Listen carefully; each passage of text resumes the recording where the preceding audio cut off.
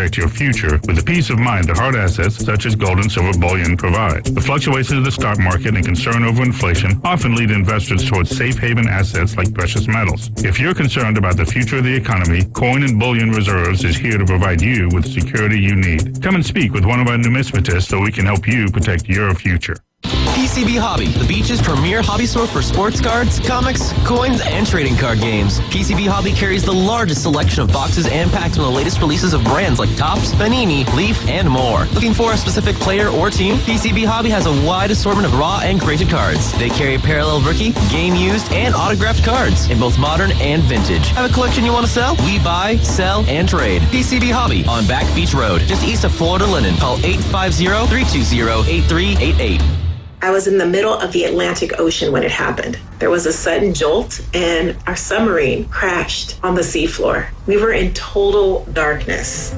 That's Dr. Dejana Figueroa, a marine biologist and STEM teacher, talking about a deep sea dive she'll never forget. It's funny, when I was a kid, I was afraid of the ocean. And there I was, 2 miles below the surface. But as a scientist, you prepare for that. Using our training and a little creativity, we fixed the sub and finished our experiments. The dive was just too important. Every dive gives us glimpses at things few people ever get to see. Glowing creatures, fiery undersea volcanoes. When we got back to the surface, I kissed the ground and called my mom, of course. But you know what? I wouldn't trade that dive for anything. Dr. Figueroa uses her passion for STEM to discover new things and make the world a better place. She can STEM, so can you. Check out She Can STEM for more stories and inspiration. A message from the Ad Council. Hi, I'm Kirsten from Pentatonics. We've all learned how to cope with more time alone. With more time spent isolated or at home, the need for companionship has grown. If you've considered adding a pet to your family, please check with your local shelters and foster organizations. Stray pet numbers have grown immensely over the past several years, and the trauma cost to these animals is devastating.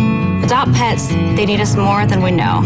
This message is courtesy of the United States Air Force. You're home to the NFL. WGSX Lynn Haven. WVLQ Port St. Joe. ESPN Northwest Florida. It's the next evolution of sports talk radio. The biggest stories and the biggest reactions. Now. And now we're taking... With the first pick. It's the last ball you got in the bag. The Inside Drive.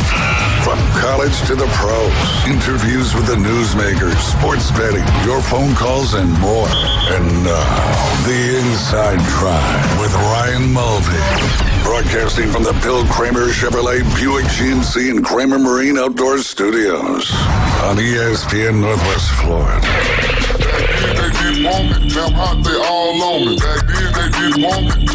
Hey, good Monday morning. You're listening to The Inside Drive live here on ESPN Northwest Florida. Sitting inside the Bill Kramer Chevrolet Buick GMC and Kramer Marine and Outdoor Studios, you can listen live and local in 104.3 in Panama City Beach, 101.9 in Port St. Joe. You can watch us live and watch us again, or whatever you call that, in the past, whatever you want to say. Yeah. I don't know. You can watch it again on replay on Facebook, X, or YouTube. Just search ESPN Northwest Florida. Also, download that free mobile app inside the Google Play or the Apple Store. Just search 104.3 ESPN Northwest Florida. Last but not least, you can click that or go to ESPNPC.com. If you still use an internet browser in this day and age, you can click that Listen Live button. When you click on that, it'll take you right to the streaming of the show or the call or whatever it may be, all the different football we've got on all weekend long.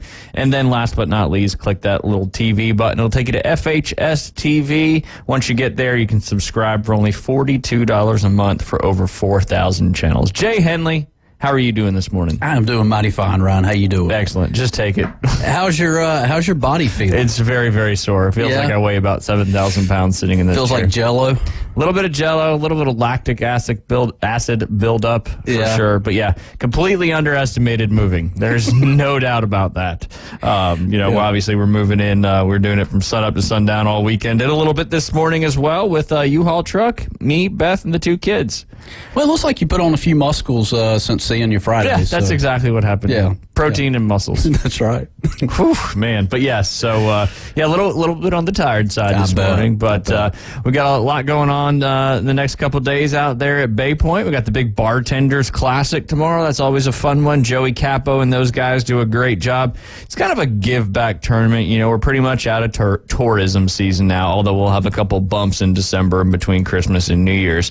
But we always try to put on a tournament with Joey that kind of supports a lot of the local service industry businesses. So he may still be accepting teams, so reach out to Joey Capo if you still want to give them. I think I got about 18, 19 teams so far. It's 11 o'clock registration, 12 o'clock shotgun tomorrow, and the weather looks spectacular for it. We've been in quite the stretch of weather. Yeah, absolutely. This is going to be fantastic. Great for teaching golf. Yes, it has been. The weather was great Saturday, and thought about playing golf yesterday, but I was like, I don't know. I just take a chill day, if you will. There you go. But, there you go. Maybe you watched some NFL football yesterday? I did a little bit. Definitely watched some college football Saturday afternoon. Nice. Well, I would hope so. You were watching your Georgia Bulldogs. Yeah. Felt like they kind of struggled a little bit, but I think Missouri is a better team than they're 12 for a reason, that's for sure. But Ohio State also was down to Rutgers, so that's just how it goes. People look so much into like what's happening in the game. Like everybody thinks because you're either number 1, 2, 3, or 4 that you should be beating the team you're playing by 100. It's kind of like the whole Florida State thing. Everybody's like, Florida State. They won 24-7 without 2 of their best offensive weapons. Yeah. They won the football game. Well, and they're talking about how do you win football games is what determines your rankings. Yeah. And I think, I don't know if these guys are all about, how do you win. The bottom line is you're winning. Yep. I mean, it doesn't matter who you're playing, and the adjustments that you obviously make coming out at halftime. I think Georgia and Kirby Smart's done that pretty well this year. Yeah, definitely. Yeah. Well, they're missing one of their best weapons, too, but got another big one coming up this week for your Bulldogs. Who do we have this weekend? Ole Miss. Ooh. At the house again, though. It feels like every time you have a big game, it's at the house. Yeah. Except the Florida-Georgia game, but that didn't matter. Yeah, that's true. And then who else? What's after Auburn that? was on the road. Oh, then we're at Tennessee. Now, that could be interesting. Sure. Sure. According to who? What has Tennessee done? I don't know. I mean, they seem to have played Alabama pretty well the first half. Yeah. But what did you say? It's all about winning, right? It is. So a couple more tests there for the Dogs before they go up to the big powerhouse Georgia Tech on that fun last football weekend of the season. That's for sure. Your Auburn Tigers played Vandy up in Nashville this weekend, didn't they? They did. They looked fantastic in the first half. Now in the second half, they did slow down a little bit, but at the same time, it's all about winning ball games. Yeah. And they're getting ever so closer to that 6.5 over-under win total that one of us may put some cash on. Yeah. The Coastal Carolina, Shauna Clear's got it done, too, over the ODU. I don't know what their mascot is. Who's ODU? Old Dominion University. Oh, I got It's not a bulldog, is it? Old Dominion. I'd have to look that one up. That's for sure. Yeah, I don't know. Anyway, I was a little worried in that one because it sounds like a freight truck company, doesn't it? Well, there is a freight line and it's got the OD logo on it. We're going to bring in David Hayes. They're the Monarchs. The Monarchs. Like a queen. Yeah. Right? Monarch? King, queen. Okay, same thing. Monarchy is a type of government. No, okay. I was thinking of not an oligarchy. Royalty. Royal blue. Right. Repower. Yeah. Oh man, but yes, so a lot of big exciting games. A couple things happened. Some people got fired. All sorts of stuff. Did you see USC fired their defensive coordinator? Who did? USC, the Trojans. Oh, well, I mean, God knows they gave up 48 points to California a few weeks ago. They've been giving up 1 million points to everybody. Yeah. I almost feel a little bit. They make Caleb Williams, the poor guy. They make so much. The guy hugged his mom at the end, was crying, and then said he just wants to go cuddle with his dogs and watch a movie. Everyone's like, is that going to hurt his draft stock? Like. He's being real. He cares, and he's tired of it, balling out and scoring a ton of points and still losing football games. Mm-hmm. How frustrating has that got to be? You go out there. Here you go, Jay. Here's what they've scored in the last several games. They scored 42, 49, 32. Now, they did only score 20 against Notre Dame. 41, 41, 28. Or excuse me, I was on the wrong side of that. They've scored 42, 48, 43, 20, 32, 50-42, and they lost 3 of those games. Defense wins you national championships. It helps, that's for sure. Mm-hmm. Do you feel bad for Caleb Williams? The guy's leaving everything out there on the field. His defense just sucks. I mean, he's won a Heisman Trophy. He knows he's gonna make not billions, but a gajillion dollars. That's for sure. I mean, I More know. than a billion. yeah. What do you go back after you say a billion? You say a jillion because that's less. It could, yeah. Right? What is after a billion? A trillion. A trillion? Yeah. Don't start making up words. Like a gajillion, billion, 100,000. Before long, it will be like that if we keep going with the. What's after trillion? Quadrillion? I'll never know. Yeah, we might with our country's debt. That's for sure. That's true. But yeah, Lincoln Riley fired defensive coordinator Grinch after losing that game. I was really kind of hoping. I was texting you briefly because we got settled in for enough to watch a little bit of college football that Saturday night with those 2 really good games going back and forth, Alabama and LSU, and then Washington and USC. I was really hoping that USC was going to get that one. I just think Oregon is the best team in the Pac-12. I agree with that. So thinking that, I wanted to see Washington lose that one just because now they'll end up having to play each other most likely in the Pac-12 championship, and that'll sort itself out. But how about Arizona? Yeah, what's going on with them? They are, what are they overall? 6-3 and 4-2 in the conference, and they are upsetting teams left and right. Let me see what we got here. Where's their schedule? So they have a chance, huh? No chance. No chance. They're like what you should be doing in your fantasy football leagues, spoiling other people's chances. Yeah. Upsetting people. Yeah. That's right. While you're looking that up, I want to kind of touch base on the Caleb Williams thing. I mean, it is one thing to show emotion, and you're right there in that moment with your mom. I don't think that it hurts your draft stock, but this is, your 3rd loss? You know what I mean? Like, and I know that it stings, but there's a time and a place for that. You know what I mean? Like, you can, and no shame on him. Like, right? He's feeling everything. I don't know if it hurts his draft stock, but again, like, dude, you're playing incredible football. He is. It's not about you, though. That's selfish to me. Yeah, it's about the team. Well, let's circle back around to 3 or 4 months ago. Because we were talking about his dad wanting him to be in a top. That was like NFL. 2 weeks ago. Okay, all right, it was a couple weeks ago, whatever. 3 or 4 months ago. It was like the middle of the summer. I quote,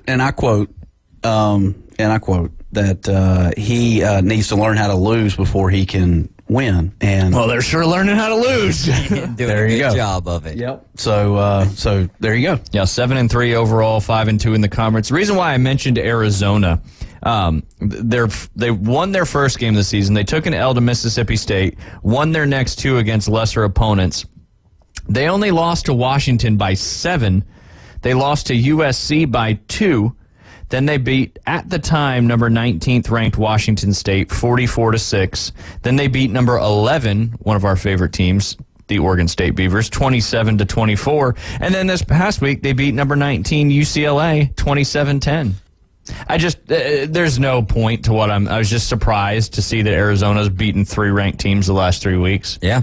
It's kind of cool. And I think, if I'm not mistaken, they pushed, if they played USC, they pushed them to the brink as well. Yeah, so. That USC game, they only won, they lost that one by 2. And I think they went for, I want to say they did something at the end of that game that they tried to make happen, but maybe not. Travis says, pertaining to the USC Caleb Williams situation, I feel like it helps his draft stock. It shows that he really is giving everything he's got, even though he doesn't have to, because he's going to the league if he quit playing college football right now. That's a way to look at it. He's going to be a high draft pick. He's going to be possibly the number 1 overall draft pick just based off of his talent. Yeah. But here's the thing. You can cry when you lose the Super Bowl. You could cry when maybe you lose your first game or whatever. You know what I mean? But at the end of the day, you're going to lose games in the NFL. What are you? All right. So you're crying because of you. Yeah. You know what I mean? It's not about, the team. It's like, I wanted to win this game. And the thing is, you walk into that locker room and you're sitting there crying. What's the rest of the team going to want to do? Yeah. Cry. Did I miss something, though? Was he crying? Because I thought he took it as like, hey, look, it's no sweat off of me. I'm going home, petting my dog. And now, previous to that, he had hopped up into the stands and kind of like his mom was kind of holding him and coddling him a little bit. So then you take that after it. And again, this is not judging. We're talking about the sports character here, not the man here. But my thing from that as a sports fan is, okay, so now you're crying with mom, which I get it, right? You get into mama's arms, and that's going to be a tough thing not to do. And it stinks that there's cameras everywhere, because if this isn't televised, if this isn't on camera, then it's really neither here nor there. But the thing is when you're in that position, there's cameras on you all the time. So for your teammates and stuff like that, you got to be the strong leader. And then you're going to say you just want to go home and cuddle with your dogs and stuff. No, you need to get in there with your team, and how are we going to fix this? Because firing the defensive coordinator ain't how you going to fix it. Right. You know what I mean? The defense just ain't good. All right, so that is what it is, right? But we got to continue to play our best brand of football, not sit here and wallow in our self-pity. Yeah. So short-term solution, but not a long-term solution. Exactly. Yeah. So to me, if I'm a scout and I'm looking at that, like, dude, after they get done in an NFL game, how many of these guys are sitting there crying? Now, they lose in the playoffs. Yeah, you lose in the playoffs, you're one step away. But you lose in the opening round, it's all right, let's get back to the drawing board. You lose the Super Bowl, that's the final game of the season. You was there for it and everything. The confetti's falling, and it's not falling for you. Yeah. So, all right, there you go. My thing is, I would maybe feel a little bit different had this been the first loss. But here we are on the third loss. You almost lost to California last week. Okay, the only thing that matters right now, Caleb Williams, is that you got to keep on trucking. You got to keep on trucking. It's going to be hard, no doubt about it, but it almost seems to a point. And if you give up on your team, why would I draft you? Yeah. Why would I draft a guy who's going to come to the league, more than likely be on a team that could possibly go 2-15, depending on who he gets drafted to, right? And you're going to give up on your team at the college level? Here's the thing. We can make these excuses all the time. We can do it in our own life. Oh, well, if I had this, if I did this, if I. Okay, doesn't matter. You still got to do it. The good news is it gets easier for him having to play at Eugene in Oregon this Saturday coming up, and then the last game of the season for him, UCLA. Basically a home game there. It is in the Coliseum, not the Rose Bowl. For that one's going to be interesting because UCLA doesn't have a very good offense, but they've got a good defense, and a good defense can level the whole playing field there. Yeah. This may be the start of like the NIL kind of like, it could be. I mean, you know what I'm saying? No. I mean, and I know how you don't. What do you mean? Well, I mean, it's elaborate. Say what you mean. Name, image, likeness. Yes. And I know that all sports athletes have self-centeredness amongst them. I get it. I mean, we all as people do. Yeah, and you have to be your number. If you ask Tiger Woods, and I've said it many times, if you ask Tiger Woods who his number one fan is, he's going to say himself. I'm just so or Charlie. Or Charlie, yeah. But, I mean, it goes back to kind of like the name, image, likeness. Those are three words that are self-centered, in my opinion. Name, image, and likeness. And, you know, Caleb is, he's got that Wendy's contract, right? So, I mean, he's probably getting free double cheeseburgers for life. I mean, I don't know.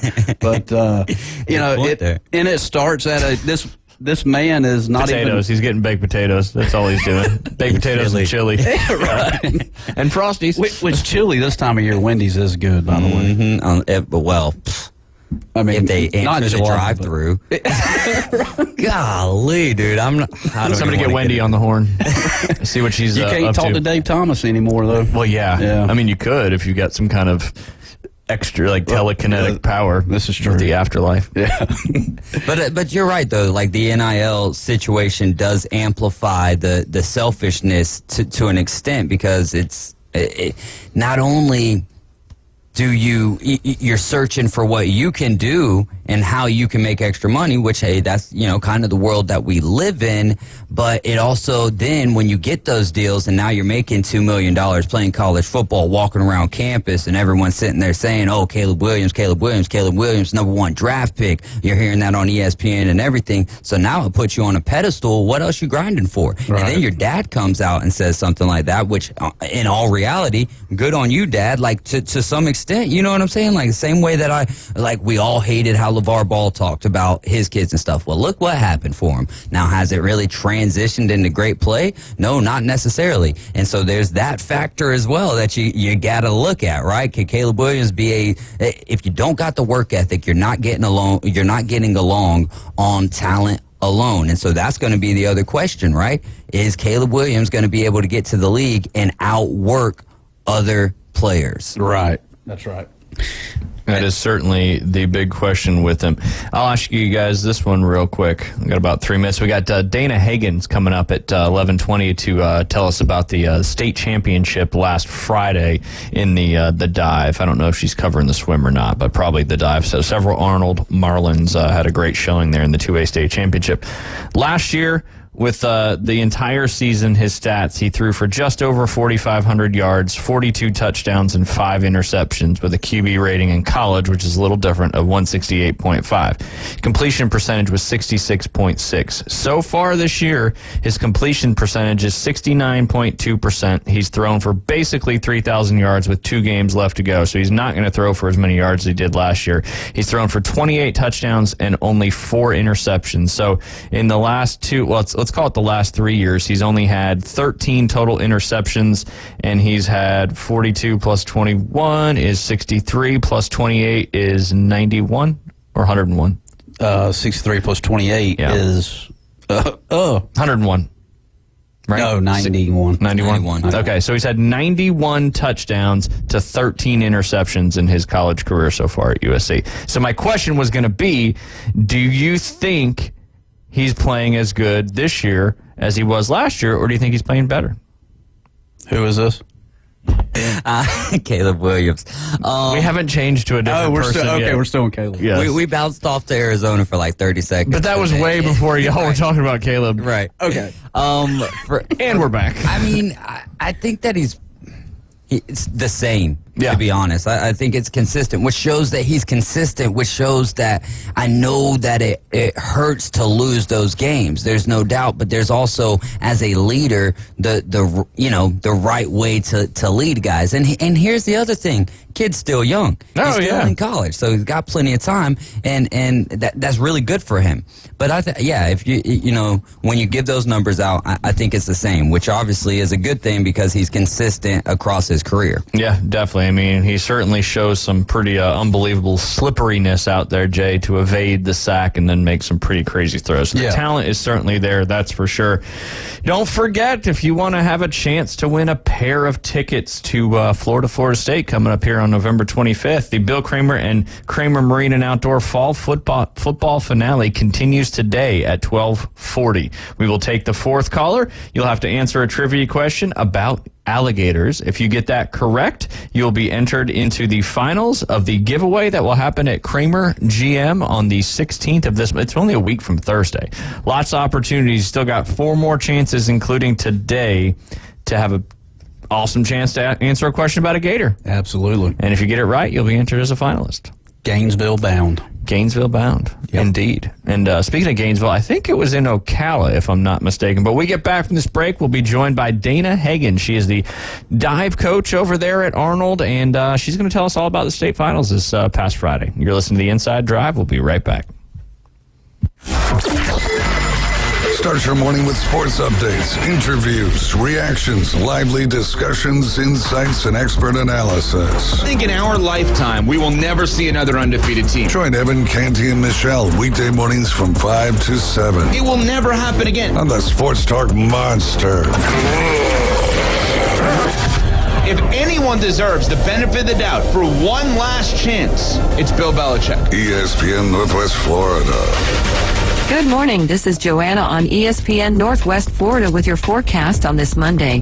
Mostly clear skies this afternoon and evening with a gentle breeze coming out of the west-southwest around 8 miles per hour and a look for the high to be 78. Tonight, there will be partly cloudy skies with the temperature reaching 59. Sunny tomorrow with a high of 75. This weather is sponsored by Mid-South Lumber, the best little lumber yard in Panama City. Thank you for keeping that dial at ESPN Northwest Florida. Rely on it. Bay Breeze Bait and Tackle, this is Tim. Do y'all sell bait? Yes, we seasonally stock live shrimp, live bull minnows, live sand fleas, live fiddler crabs, earthworms, night crawlers, crickets. We also stock frozen shrimp, sand fleas, mullets, squid, pre-rigged ballyhoo, bonita, stingray, cigar minnows, Boston mackerel, Spanish mackerel, and a few other miscellaneous baits. It's worth the drive to buy premium locally sourced bait from Bay Breeze Bait and Tackle, located directly off Highway 98 on the west end of Panama City Beach. Kitchen Designs Group is excited to announce their new location, 7934 Front Beach Road, Panama City Beach. They offer full-service kitchen and bathroom cabinetry, countertops, and flooring. Plus, they also offer cash and carry. Take your cabinets home today. Let Claudia and Marshall help make your dreams of a new kitchen or bathroom come true. Call Kitchen Designs Group, 850-775-4150 to schedule your free consultation or visit their website, kitchendesignsgroup.com. Cash and carry only applies to the Shaker White. Now open Saturdays, 9 to 2. The only place to get sports betting coverage on the radio. Is this legal? Broadcasting from the Bill Kramer Chevrolet Buick GMC and Kramer Marine Outdoor Studios. It's the Inside Drive with Brian Mulvey on ESPN Northwest Florida.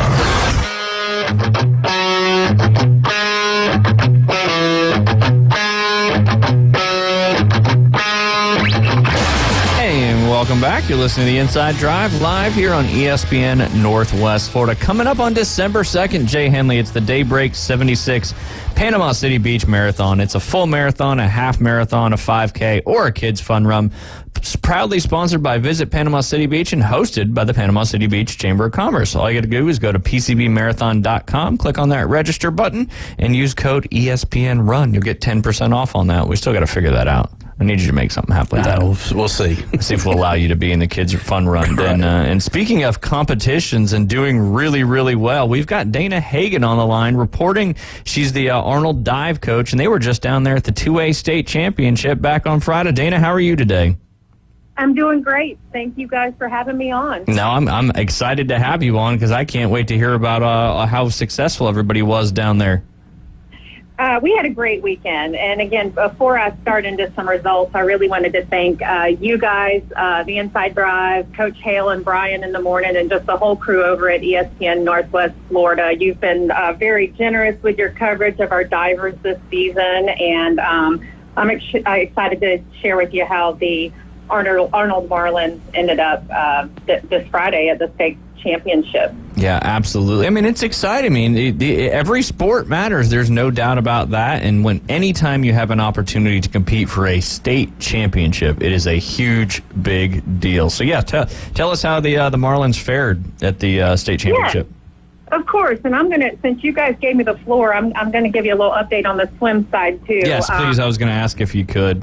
I will, yes. 1 meter diving is one event, in addition to all the other swim events that, collectively add up to, represent Arnold Swim Dive. So we had, what is so impressive on the dive side is that we were able to take 3 girls and 3 boys. So in one single event, to have 3 deep, contenders is rather impressive for Northwest Florida, but also, to be at the state level, you want to have those kind of opportunities to score points because, again, collectively, you're gunning for that championship trophy as, overall for the swim dive season. So I'm very happy to report that our guys, our boy Marlins, finished 3rd in the state. Nice. Yeah, it was an impressive finish. And what's even more impressive is it was basically done collectively with, about 8 athletes. So how that worked out is, we had on the dive side Preston Tomasevich, which is our junior. He finished 4th. I'm very proud of him for that. He finished 5th last year. He was seeded 3rd going in, and it was a battle between 2nd, 3rd, and 4th on the boys' side for sure. Left him a little hungry for next year, and we're already making goals. Dane, let me ask you a quick question. So how many other boys are competing individually in the state final? For diving? Yes. They will take up to 24. We had 22 in the field on Friday. Wow. So he was basically in the top 20% of the in just the state final, let alone getting there. That's pretty darn impressive. Yeah. And in addition to that finish, he knocked the county's record out of the park this season and bettered his own 11 dive record at Arnold. So not too shabby for a junior, and I'm very excited to see what he's going to do as we enter his senior year. Yeah, awesome. Awesome. Tell us about some of the other divers. Sure. Well, quickly on the boys' side, I do want to acknowledge I took 2 newcomers as well, Coleman Lewis and Brock Swartwood. When I say new, like never touched the diving board before August. So this was raw. This was fun. And to be able to take these 2 kids, find out how teachable they could be. I was gonna interrupt you there because you said the first time they were ever started diving was this August. Correct. So what, 3-4 months ago?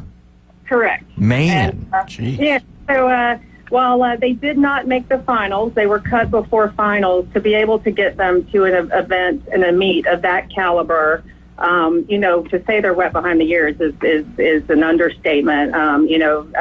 But that was an impressive. That was an impressive feat for both of them to accomplish. Coleman Lewis finished up 21st, and Brock Swartwood was 20th. They're both juniors as well, so anxious to have them back next year. Yeah, that's incredible for only to be doing that. So either they're just incredibly coachable or just have so much talent, because that just goes to show you right then and there, like if you've never done something before and you're coachable and you're willing to put in the work and you got a fantastic coach like Dana, you guys can make stuff happen really quickly. Yeah, we can. I mean, not to discredit their accomplishments by any stretch, because you got to think, and I'm keep me honest here, but most of the kids that come out for high school sports, albeit baseball, golf, whatever, they're not coming and saying, hey, I've never swung a bat, Right. So all of these kids at some point had to get out of their comfort zone at the high school level and be like, hey, I'm going to go try something totally new, and shoot for a varsity letter and then in a sport that I've never done before. So I got to give a lot of credit to them just for that. And most of the folks that do start diving come to me in that kind of, they're brand new to this. They're willing to kind of put themselves out there at the high school level and go, hey, I'm willing to try something new, see what I can do for my school, and also just kind of expand my own skills. So. Coach Dana, how do they judge the is there a style? I mean, how do they judge in these competitions? What's it judged on? In the state level, there's a 5-panel of judges. They try to get a coach or representative from each of the regions that have athletes represented in that particular event. So I actually judged one panel of the girls event and the entire boys event at the state meet. Other coaches from around the area do as well. So you're judging the individual dive. So say someone leaps the board and they're thrown a 6, 6.5, 7, 7.5, 6, or what have you. The high score and the low score are dropped. The 3 scores in the middle are added together, and each dive has its own degree of difficulty. So there's where the risk-reward comes in. They're willing to throw some bigger stuff. It's worth a little more. That's multiplied by the degree of difficulty. So did I answer your question? Yeah, it did. So what would be a dive that would be very difficult to do at a high school level? So I guess maybe an Olympic diver. What would be one of those? I know nothing about diving. I apologize. I know, those are good questions. And that's the thing that, I also want to set our kids apart. We dive out here for 4 months out of the year. We have access to the facilities from August to November. We are considered a, fall sport, just like golf, football, et cetera. And then we kind of hang up the towel, so to speak, at the end of November. The kids that are gunning for first and second around the state of Florida, especially, it's one of the highly sought after training states, and one of the states for which most recruitment happens too. Those kids that are in those first and second place spots are diving year round. They're diving in facilities. They've been diving since they were 8. They're indoor, outdoor. They've got dry land training and full programs established. So to answer your question on one of the more difficult dives thrown at this competition, that would have been on 1 meter, I think, forward 3.5 somersault chuck. Wow. Yeah. It was impressive to see this kid. He was phenomenal. Yeah. So you guys are going all off of springboards, or what do you call it, off of like a cement platform? A platform. I'm sorry. Yeah. So this is all springboard? Yeah, in high school, the only event that is in the swim dive, event is 1 meter. You get into the collegiate level, D1 will compete platform 3 meter and 1 meter. D2 and JUCO colleges will just compete 1 and 3 meter. Okay. Very cool. There you go. Good questions, Jay. But yeah, continue on talking about the rest of the teams that did so well. Yep. Missed my opportunity to highlight them. My girls, my senior girls, Sydney Caldwell and Connor Kilpatrick, seated 9th and 14th respectively going in. Connor actually moved up from 14th to 9th, and Sydney dropped a spot from 9th to 10th. But it was a battle on the girls' side. Like I said, you've got your top 1 or 2, 3 that are kind of in their own little stratosphere competing. But from 4th to about 8th, it was anybody's ball game. So, I am certainly want to acknowledge their results at the state meet. I also want to, I just want to acknowledge them as my 2 senior girls. They're on their way out, and they left one heck of a legacy at Arnold High School. That's awesome. Do they do any multi-sports at all, or is it just diving that they're into? No. Sydney Caldwell is, she's our county record holder on the girls' side. I do believe, and someone will have to fact check this, but I also believe she has a county record on the track side as well. She's the head of the pep club over there. She's involved in everything. These girls have their hands in multi-sports, and they excel in them. To highlight some of Connor's other involvement, she also swims and has actually made it to state on the swim side, as well as diving 3 times. She's also cheers, I think both of these girls have, like I said, they're leaving big shoes to fill. I'll miss them terribly. Yeah, no doubt. Kudos to their accomplishments, that's for sure. So, and then I have one other girl I wanted to mention, Addison Clark. She's a junior as well, and this was her first appearance at state. Again, soaked up that experience. I'll have her for another year. I'm anxious to make some more goals with her as well. She did not make it to the finals this year, so I'm hopeful that we can get her there next year. So you were saying where they were seeded going into it. So does the regionals, does that continue? Is it cumulative as you go in, or how does that work? That's just a selfish question. It isn't cumulative. It's based on that one event, how we have 4 separate regions all across the state, just like most sports. The top 2 will automatically be qualified for state, and then there's 16 at-large spots that go based on their scores. That's where diving gets a little tricky, because they're obviously a very subjective event, so we try to keep our scores very close to the vest until all regions have reported. So I don't put a terrible amount of there to how they're seated going into state. I mean, if it helps their ego, so be it. But if it can be a little demoralizing, you weren't judged by the same panel. It's a little different than a time clock. So we go in there with an open mind and do what we do, and it will work out for them. So how gettable are these scholarships for these kids kind of coming up in the diving? Is it because I know from a girls golf standpoint, they're out there galore. Right. Same thing on the diving side.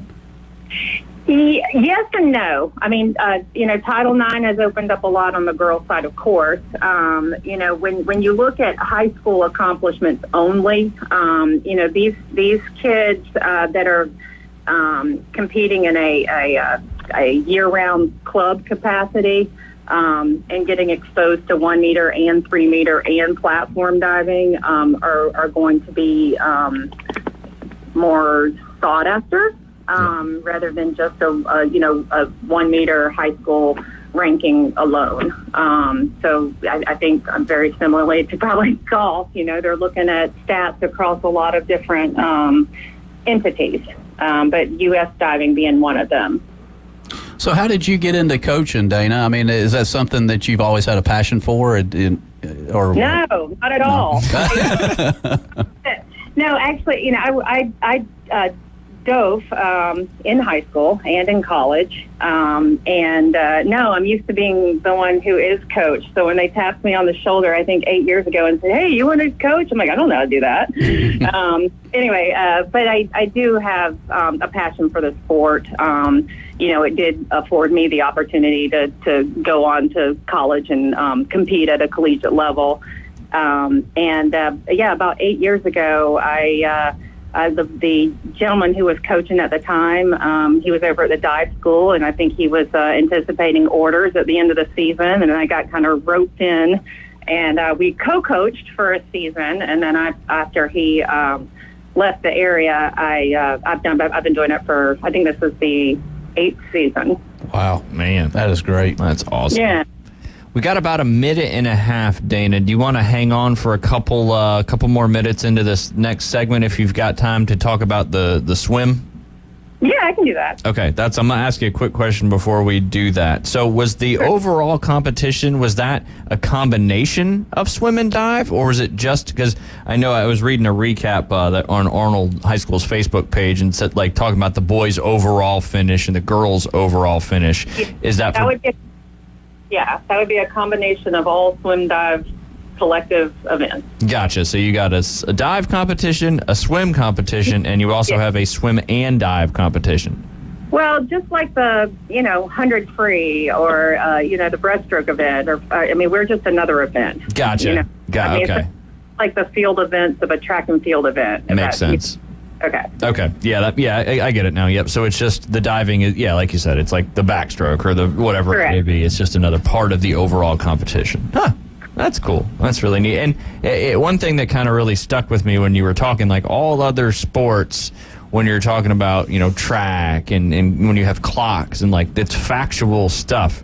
Now, refereeing in sports is subjective as well to a certain degree, but everything that, the scores that are happening, it's completely subjective based on judges. So, like, you can't really, like, you have to take what you get, right? There's no choice. You can't go argue it with somebody.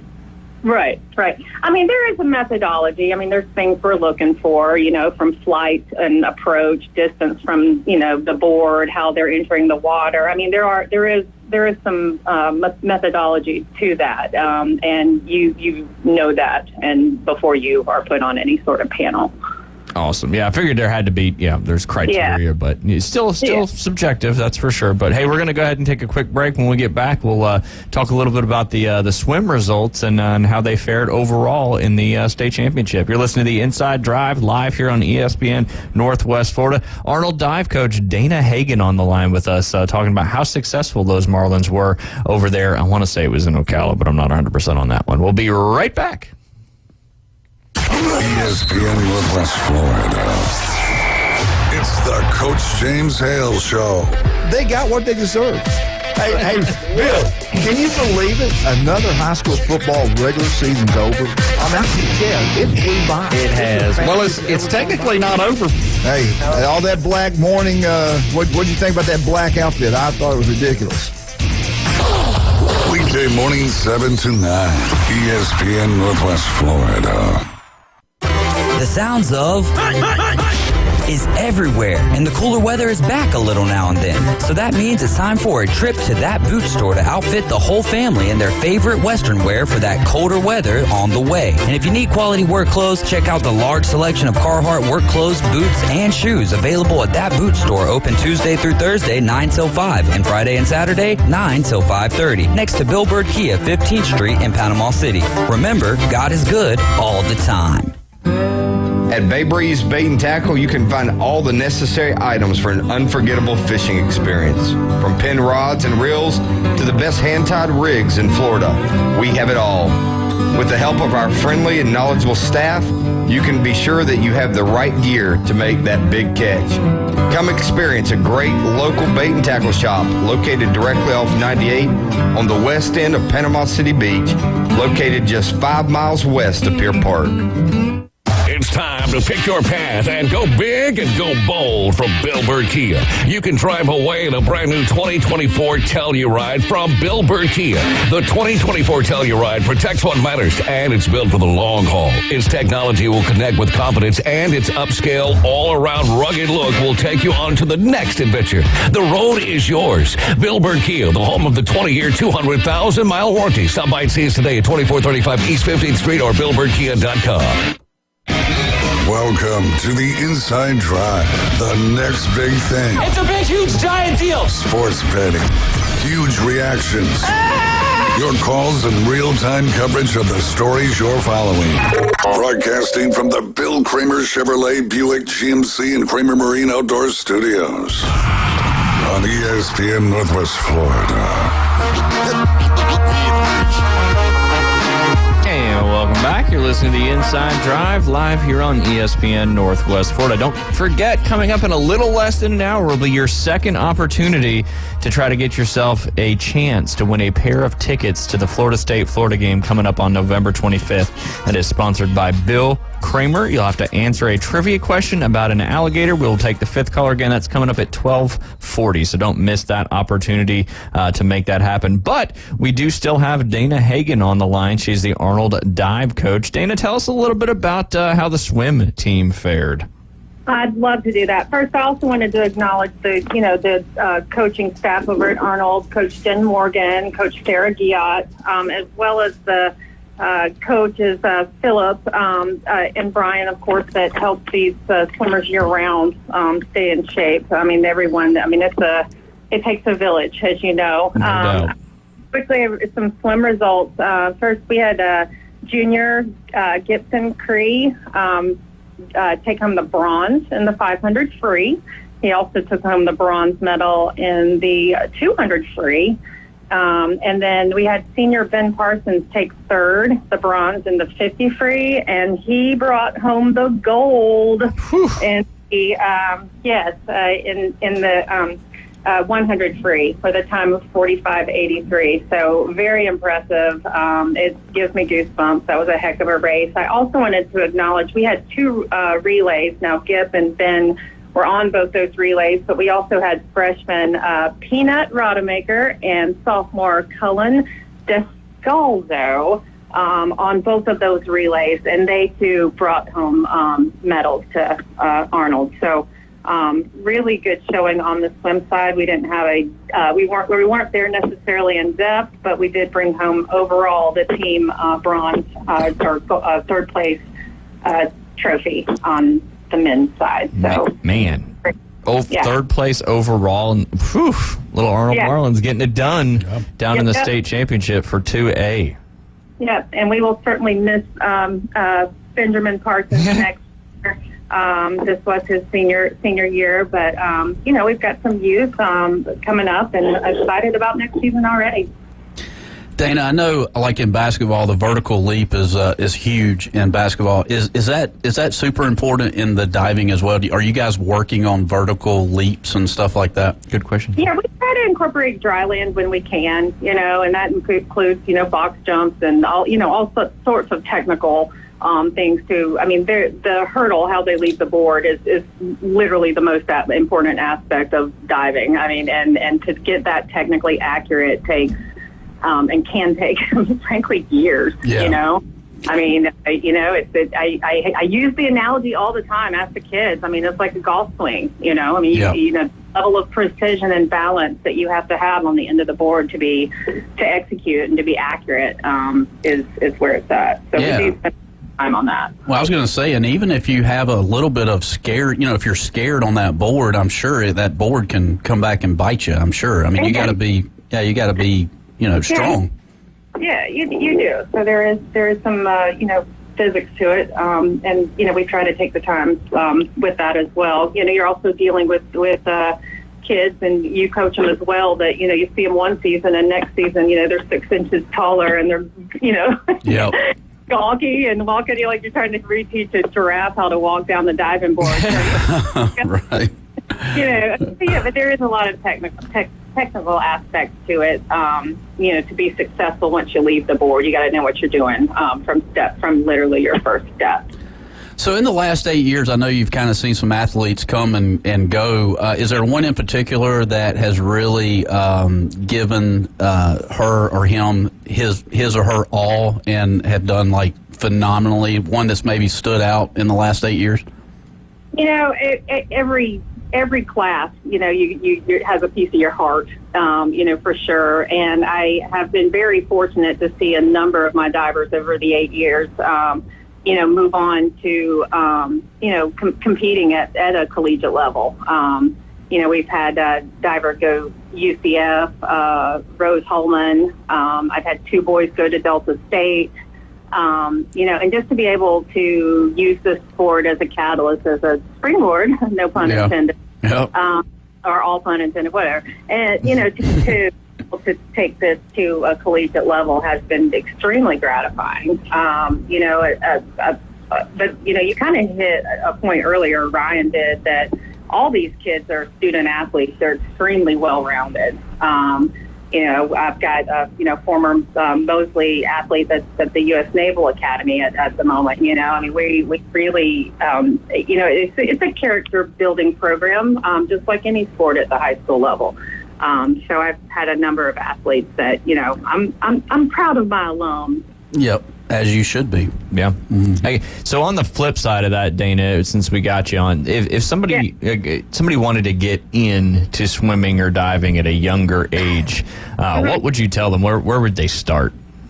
Well, we have, I have been, you know, had a nice partnership in place with the city of Panama City Beach also for the last 8 years, where we offer, you know, we call them summer camps loosely, you know, but they're, you know, 7 consecutive dive clinics during the summer offered. I coach them. The city of Panama City Beach handles the registration, and it's a great opportunity for anyone of any age, young or high school level or middle school level or what have you, to come try it. Because it's usually after 1 week you're going to know, like, you know, you either are excited about this or this is not something you want to do. So that would be my suggestion. Tap into those summer opportunities. We take a little break once the season is over. I'm not done yet. We're not done yet. We've got the 3A state meet back in Ocala this weekend, and I have my lone Mosley Dolphins seated 12th, Chase Peterson. So, you know, we'll maybe be making the trek back over to Ocala, and then we take a little diving break until after the first of the year. Dana, if you have to hold your nose, does that automatically disqualify you as a diver? Yeah, I do have some summer campers that like to come out and hold their nose, and then we break them of that real quick. Okay, I got you. Do you have to hold your nose, Jay? I have to hold my nose. You didn't learn that when you were younger? I didn't. That's disappointing. It is. We can work on that. Thanks, Mom. Yeah. Thanks, Dad. Nose plugs. That's what you did, didn't you? Yeah. Dana, anybody else you want to mention? I appreciate you hopping on with us. This has been awesome, giving us a recap for sure. Like I said, on behalf of the athletes, the kids, Arnold High School, Mosley High School, we appreciate the spotlight you shine on the divers, and you know, any of the student athletes in the area. Thank you. No, it's our pleasure. It's our job. We should be sharing the success that all these student athletes from Bay County are having, and we're excited to just be a small part of that. That's for sure. Dana, thank you so much for your time today. Sure. All right. That was Dana Hagan. She's doing it for 8 years. Yeah. Apparently, she's helping out Mosley as well with their 1 state final diver as well. Exciting awesome stuff. Did you ever do any diving when you were younger, Jay? No, did you, Ryan? Oh, yeah, absolutely. Did you? We had a little springboard on the pool. I got you. I'm very lanky. I just had a bad experience. Ooh, tell us about it. Well, I mean, my aunt just threw me in the water and was like, here, go swimming. And I just... so you're not a big swimmer in general? No, I swallowed like half the pool. Can you swim? I can swim, but only probably for about 30 feet. Whew. Maybe 30 feet. Okay. And then, note to self, this makes sense why you haven't spent that much time out in the bays or the ocean in a boat. But like if I had to tread water, you know how people can tread water for, I guess, days if they had to? I would be toast after... Fight or flight. 30 seconds, I'm done. You're just... Yep, I'm out. You're with the fishies. Mm-hmm. Note to self, David, don't go out on a boat with Jay unless you want the responsibility of trying to keep him floating. I'll throw him a life, whatever. How long could y'all tread water if you had to? Life or death? Yeah. I would think I'd be able to go for a pretty long time. I don't know. I would hope a while. Like if I was going to die or not die. Yeah. I think I would hope my will to live would outweigh my muscles being tired. Yeah. Right. I'm right there with Ryan. I mean, like you put me in a life or death. If that's my choice, tread water or die. I've situationally done that before. I'm like, all right, Jay, this is it. Like it's just die, live I don't or die. think you in can like 30 create seconds. that situation in your mind knowing it's still not that situation. I gotcha. That's good stuff, though. Yeah. I'll be there. I'm sitting there. I'm like, there's a gator around there. We got to tread this water. How long can we do it for? Can you float? No. You don't know how to float either? Yeah. That's why I don't go in the water. Man. I didn't know all but this about you. You're a land animal. I'm a flatlander.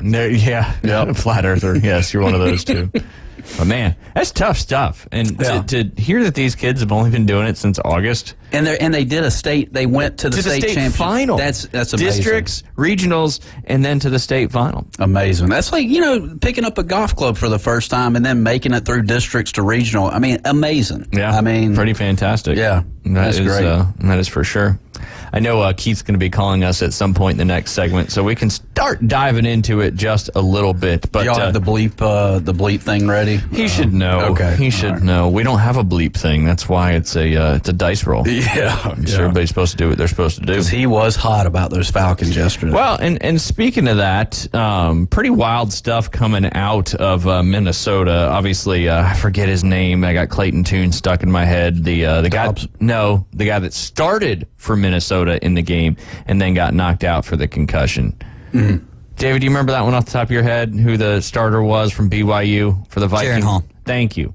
I liked his dreads. I remember seeing his dreads as he was being carted out with his concussedness. Yep. I don't know if Keith's calling now. But anyway, so he goes out with a concussion. As we know, Kirk Cousins popped his his Achilles last weekend, and he was done for the season. So the Vikings traded for Josh Dobbs on Tuesday, and by Sunday, he was immediately forced into action when Jaron Hall was ruled out with a concussion.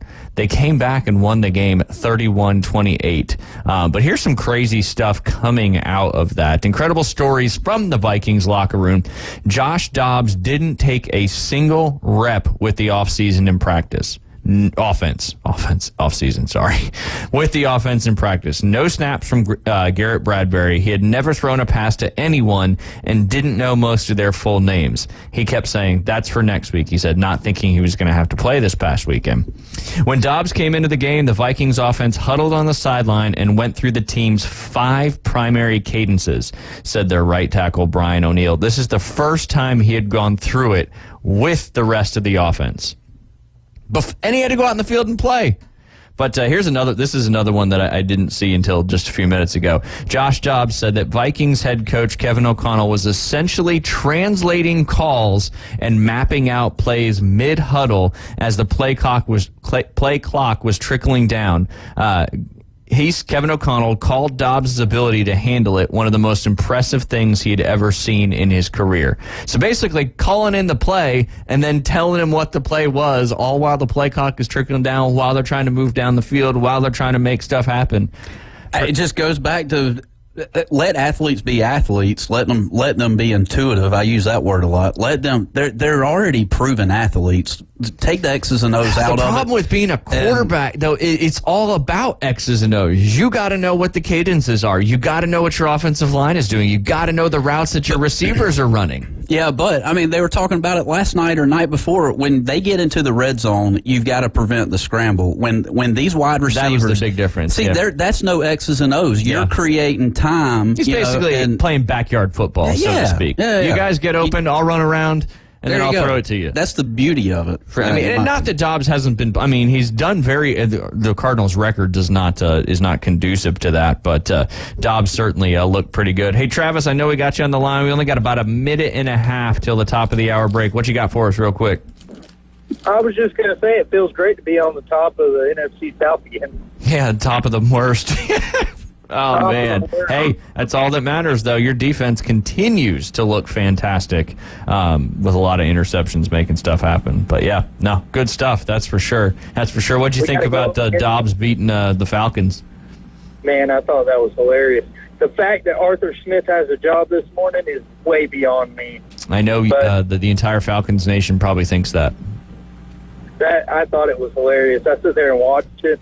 And then I tuned into the Bucs game to watch them lose and get a last-minute thrown after all the Bucs fans made fun of the Saints fans for their team losing to the Texans. And C.J. Stroud screws them up again. Yeah, C.J. Stroud is a baller. There is no doubt about that. But, yep, Saints 5-4. Game ahead in the division there, so looking pretty good. Bucs are now 3-5. Looks like it's going to come down to the Saints and the Falcons, that's for sure. Hey, Travis, we do got to take our hard break here at the top of the hour.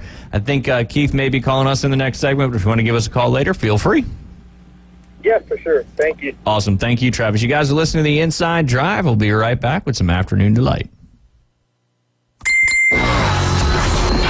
Take ESPN Northwest Florida with you everywhere you go.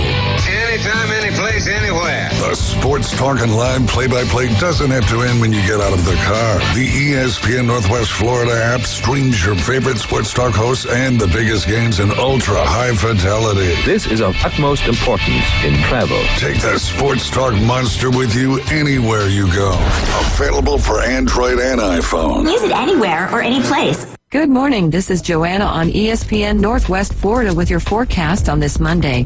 Mostly clear skies this afternoon and evening with a gentle breeze coming out of the west-southwest around 8 miles per hour and a look for the high to be 78. Tonight, there will be partly cloudy skies with the temperature reaching 59. Sunny tomorrow with a high of 75. This weather is sponsored by Mid-South Lumber, the best little lumber yard in Panama City. Thank you for keeping that dial at ESPN Northwest Florida. Rely on it. WGSX Lynn Haven, WVLQ Port St. Joe. The sports talk monster. ESPN Northwest Florida. Take your next adventure in an award-winning Kia from Bill Bird Kia. Stop by Bill Bird Kia today and test drive a new Kia and see why everyone is talking about Kia. The new SUV family has movement that inspires, and we invite you to test drive the new 2023 Kia Soul, Seltos, Sportage, Sorento, and the Telluride. You can command the road in a sedan from Bill Bird Kia. Drive away today in a brand new 2023 Kia Rio, Forte, K5, or Stinger, and discover the all-new vehicle at Bill Bird Kia for you and your family. You'll get the perfect balance of comfort, safety, and technology. Bill Bird Kia is the original home of the 20-year, 200,000-mile warranty. Stop by 2435 East 15th Street, Panama City today, or anytime at BillBirdKia.com. Peace of mind you can trust at your local community dealer. Bill Bird Kia, 15th Street, Panama City. The locals love it. You're gonna love this. You are my favorite. It's my favorite. Everybody's favorite. The Inside Drive with Ryan Mulvey. Live from the Bill Kramer Chevrolet Buick GMC and Kramer Marine Outdoor Studios on ESPN Northwest Florida. Sky rockets in flight. Afternoon delight. And welcome back. You're listening to The Inside Drive live here on ESPN Northwest Florida. Sitting inside the Bill Kramer Chevrolet Buick GMC and Kramer Marine and Outdoor Studios. You can listen live and local on 104.3 in Panama City Beach, 101.9 in Port St. Joe. You can also watch us on Facebook, X, and YouTube. Just search ESPN Northwest Florida. Go to ESPNPC.com, click that Listen Live button, click the TV button, sign up for $42 a month. Over 4,000 channels, whatever you may need on that sports side. Don't forget, coming up in about 40 minutes, we'll be taking the fifth caller after the right before the 1240 segment. That fifth caller, if they answer a Gator trivia question correctly, they'll be entered to be a finalist for the Bill Kramer GM and Kramer Marine and Outdoor Fall Football Finale.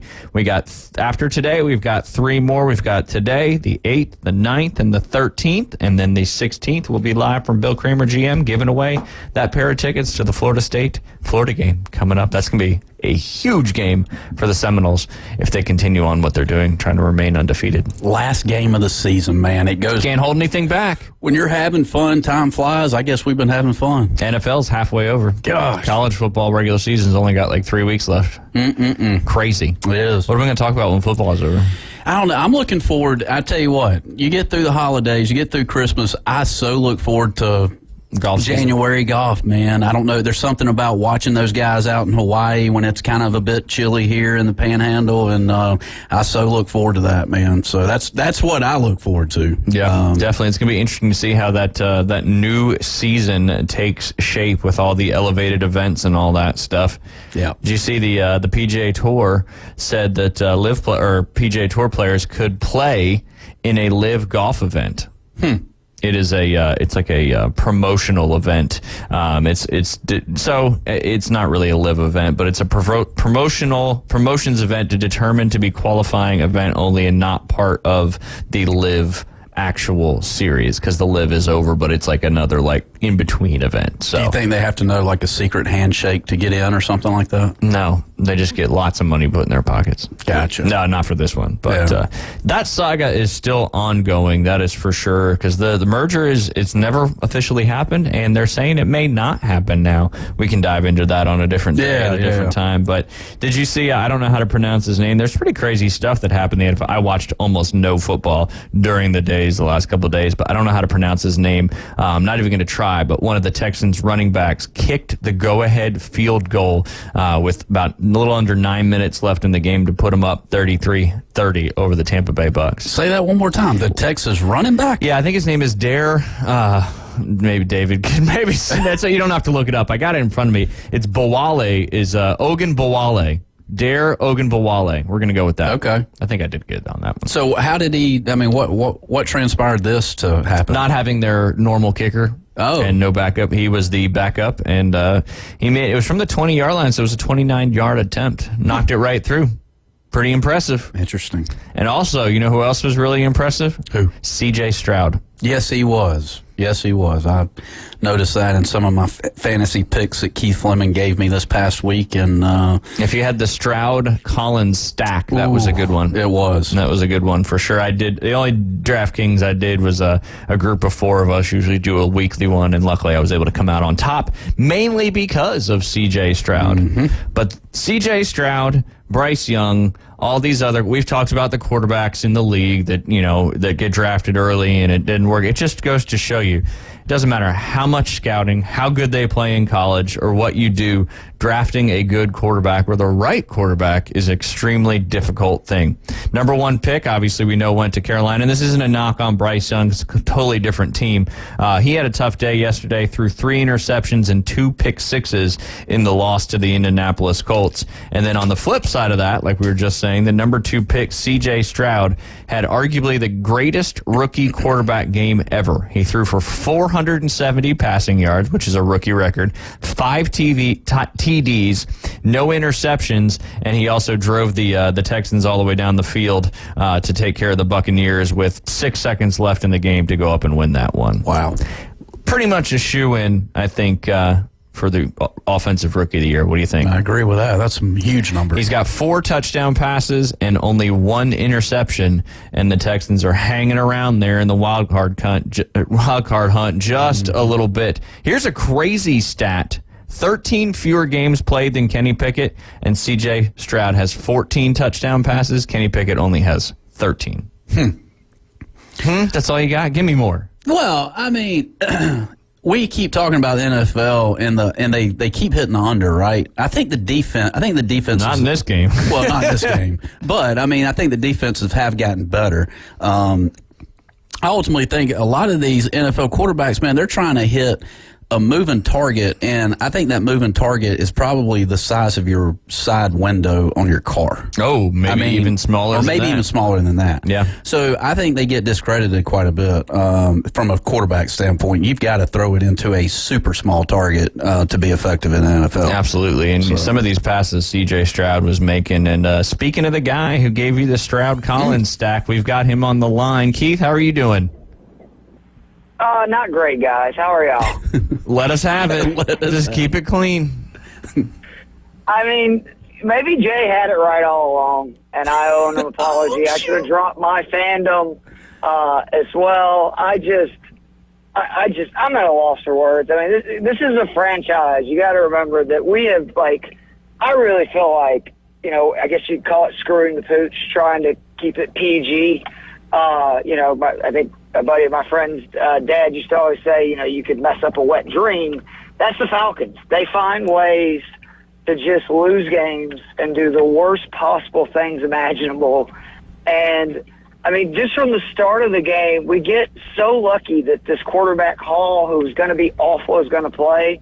And the most Falcons thing imaginable, we knock them out of the game, which the second it happened, I knew, that's not good. And, I mean, literally, my father and we have several people that are on a group text chain, lifelong Falcons fans. We knew we were losing that game. Like, at no point, including when they took the touchdown lead late in the game, did we ever think, we've got this?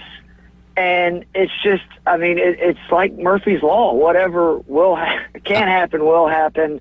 I am normally not one of these keyboard warriors who hashtag this and that, but I did my absolute best yesterday to get Fire Arthur Smith trending on Twitter. It's embarrassing. Like, that was an embarrassing loss. And the more that comes out about how little Dobbs was prepared. He had no preparation.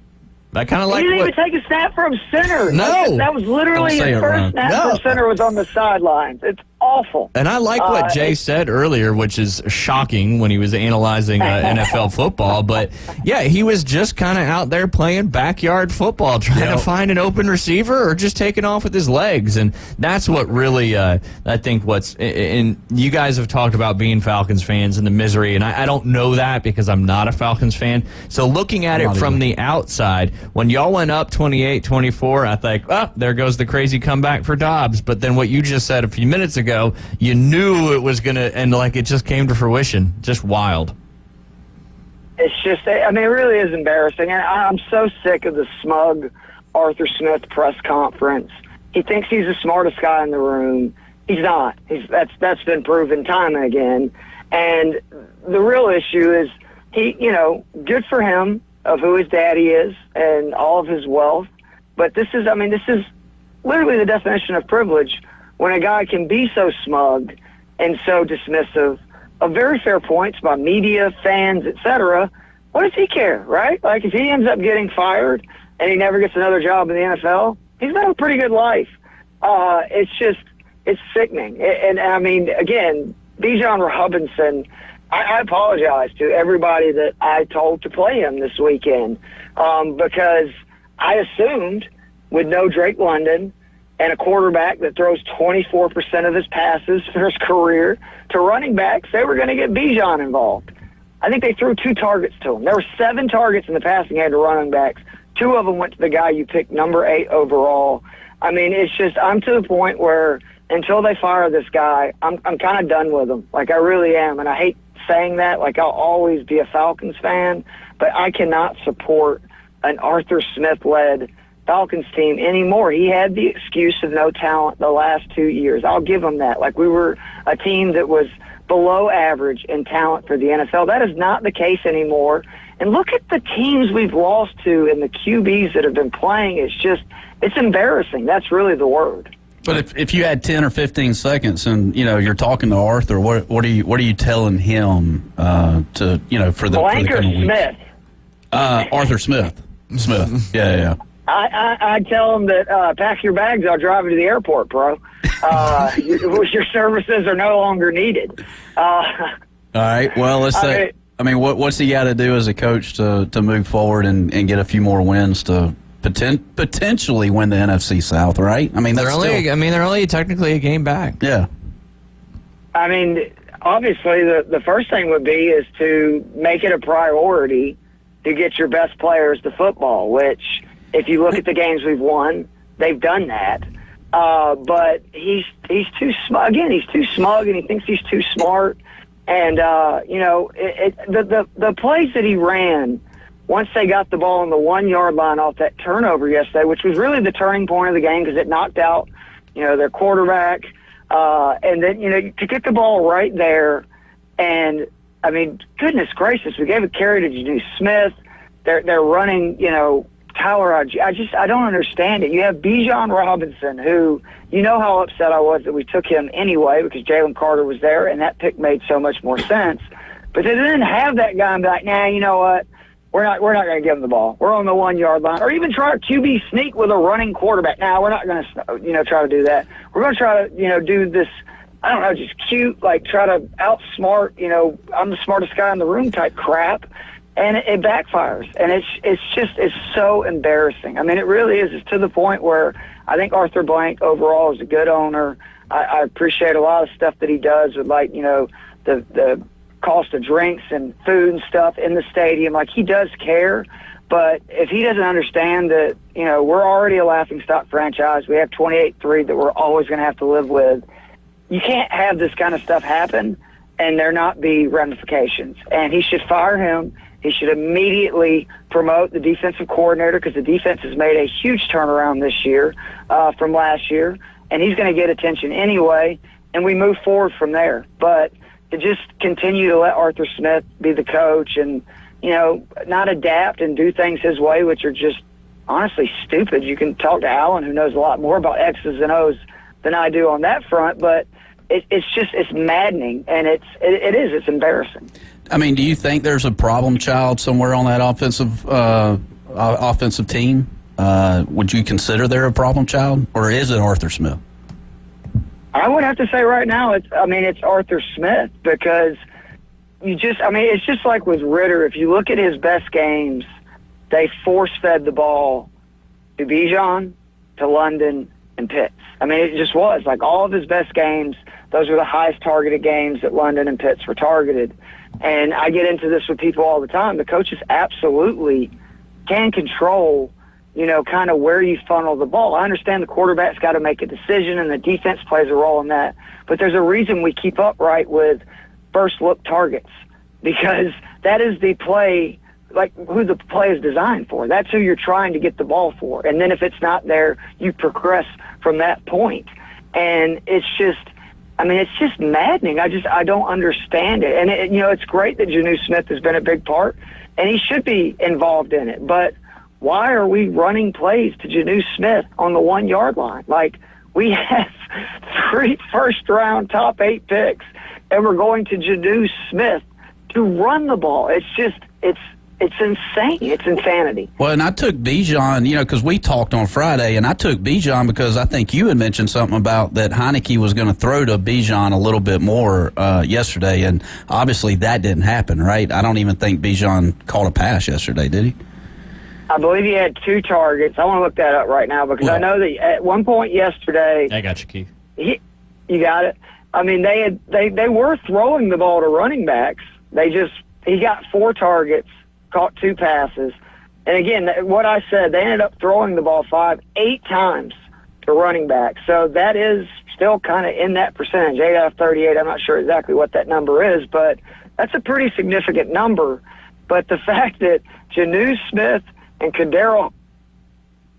It's got to be something up there with old Mr. Fleming there. I'll hopefully come back on and continue his rant. But, yeah. He needs to put his 25 cent back into the yes, payphone. into the payphone. That's it. That could be very well what it is. Hey, Keith, keep on keeping on. Not only that, I wasn't even in the same place. So it just shows that it is me. It's me. It's the Falcons organization trying to silence you talking about firing the head coach. Man, if that's the case, great. You're breaking up there pretty good, Keith. We may have to just let you go and then try to get you back on. He may put a dime in there instead of a quarter. Yeah, that'll do it. You remember that? You go to a payphone and make a phone call? I do remember that, yeah. I think Maroon 5 made a song about that. Oh, did they? Payphone? Mm-hmm. I don't know. Maybe Keith should call from a payphone. Do they still have payphones? Lunez had a song, what, Give Me 5? Give me 5. 5 on it. Get 5 on it, yeah. I got 5 on it. Yep. Lunez, huh? That's your wheelhouse. There you go. Absolutely. What about your Bills? You divorced the Falcons for the Bills, and they're not even in the if the playoffs started today, they wouldn't even be in the playoffs. Well, I mean, let's transfer it back to the Bengals, man. I mean, like Burrows, T. Higgins, Jamar Chase. I mean, they're loaded. They've loaded. always been loaded. Loaded. And when Joe Burrow is healthy, and Alan and Keith have this debate all the time, when Joe Burrow is healthy, he's a fantastic quarterback. I still don't think he's the best quarterback in the league. I still think that belongs to Purdy. No, not Purdy. God, I'm just excited to get him back out on the field this weekend. But no, Patrick Mahomes, without a shade of a doubt. Oh, you guys are Jacksonville this weekend, right? Just like that. Man. It's all of a sudden it's here. Yes, sir. I know, right? That's going to be a great game to watch. Is that what time is kickoff on that game? I want to say it's 1 o'clock in Eastern time, so it's a noon game here. I got you. All right. Yeah. We're excited. Yeah, hopefully we come home with the dub because we need to get off this 3-game losing streak, that's for sure. But we're healthy.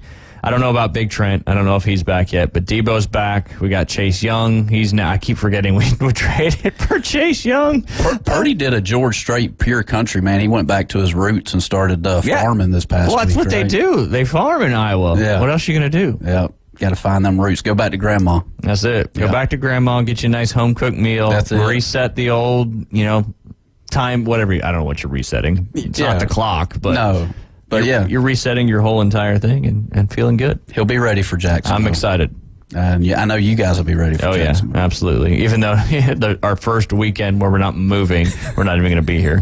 That's how it goes. Yeah, that's definitely how it goes. But yeah, Bills 5-3. 5-3. 31-20 was that the last? I can't remember. I was watching a little bit of that game. I thought it was last a night. one-score game. It could have been. Let me pull it back. But yeah, I mean, the Bengals are going to be there in the end. No, they always are. Yeah. I mean, Allen has been saying it from the get-go. 24-18 final score in that one with the Bills trying to make that comeback. The Bengals only scored 3 points in the second half after going up 21-7 in the first half, but defense did its job, and a win's a win, right? Especially in the NFL side of things. But yeah, Joey B, 348 and 2 touchdowns in that one. Josh Allen was the leading rusher for the Bills in that game. 8 carries, 44 yards, and a touchdown, and one unsportsmanlike penalty as well, where he pointed at one of the defensive players while he was running that first touchdown, and then the Bengals ripped off 21. That's an unsportsmanlike, I guess so. Penalty? Maybe the way he was did it the one finger, the middle finger? I don't think it was the middle finger. Oh, okay. He would have gotten in trouble. Yeah. Extra trouble if he did that. I was going to say. I don't know. I don't think you're allowed to do it during a play. You're not allowed to point at people during a play. I did see where DeMar Hamlin, that's the first time he's been back in that stadium since he had that heart attack in January. That happened January 2nd this year.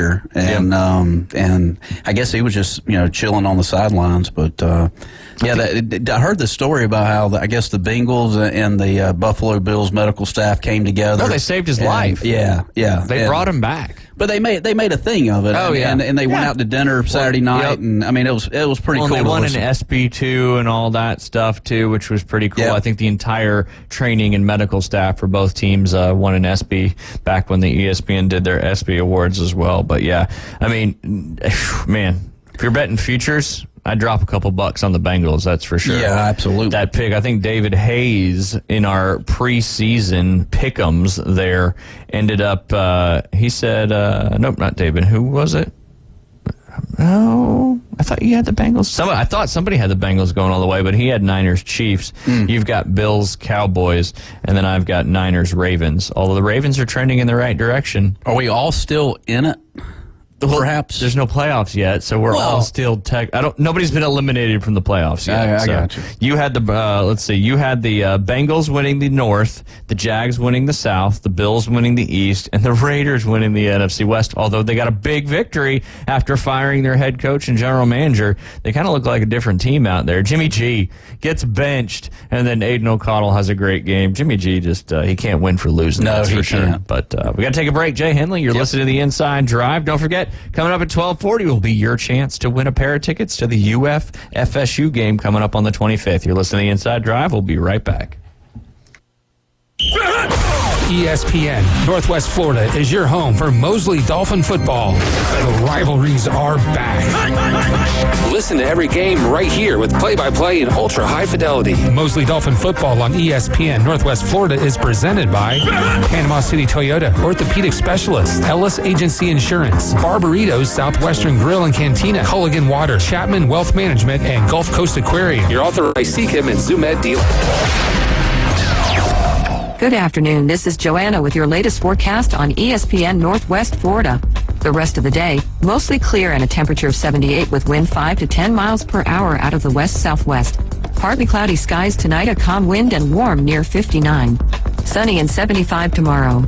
75 and slight fog in the morning, but otherwise mostly sunshine with a light breeze Wednesday. This is your Monday's weather brought to you by Earthworks of Northwest Florida. Thank you for listening to ESPN Northwest Florida. Rely on it. Hey folks, Chris Kramer with Bill Kramer GM. And the best place to listen to the Inside Drive with Ryan Mulvey is inside a brand new vehicle from Bill Kramer GM. And I want you to know we've got 10 times the amount of inventory on the ground as we did this time last year, and darn near all of them are discounted. So shop us online at BillKramerGM.com or visit us the corner of Frankfurt and 23rd. We'll make it easy and take great care of you. Chuck was terrible at fishing. He spent many frustrating hours attempting to get results he saw from internet videos, aggravating trial and error fishing trips, and misguided advice from well-intended friends.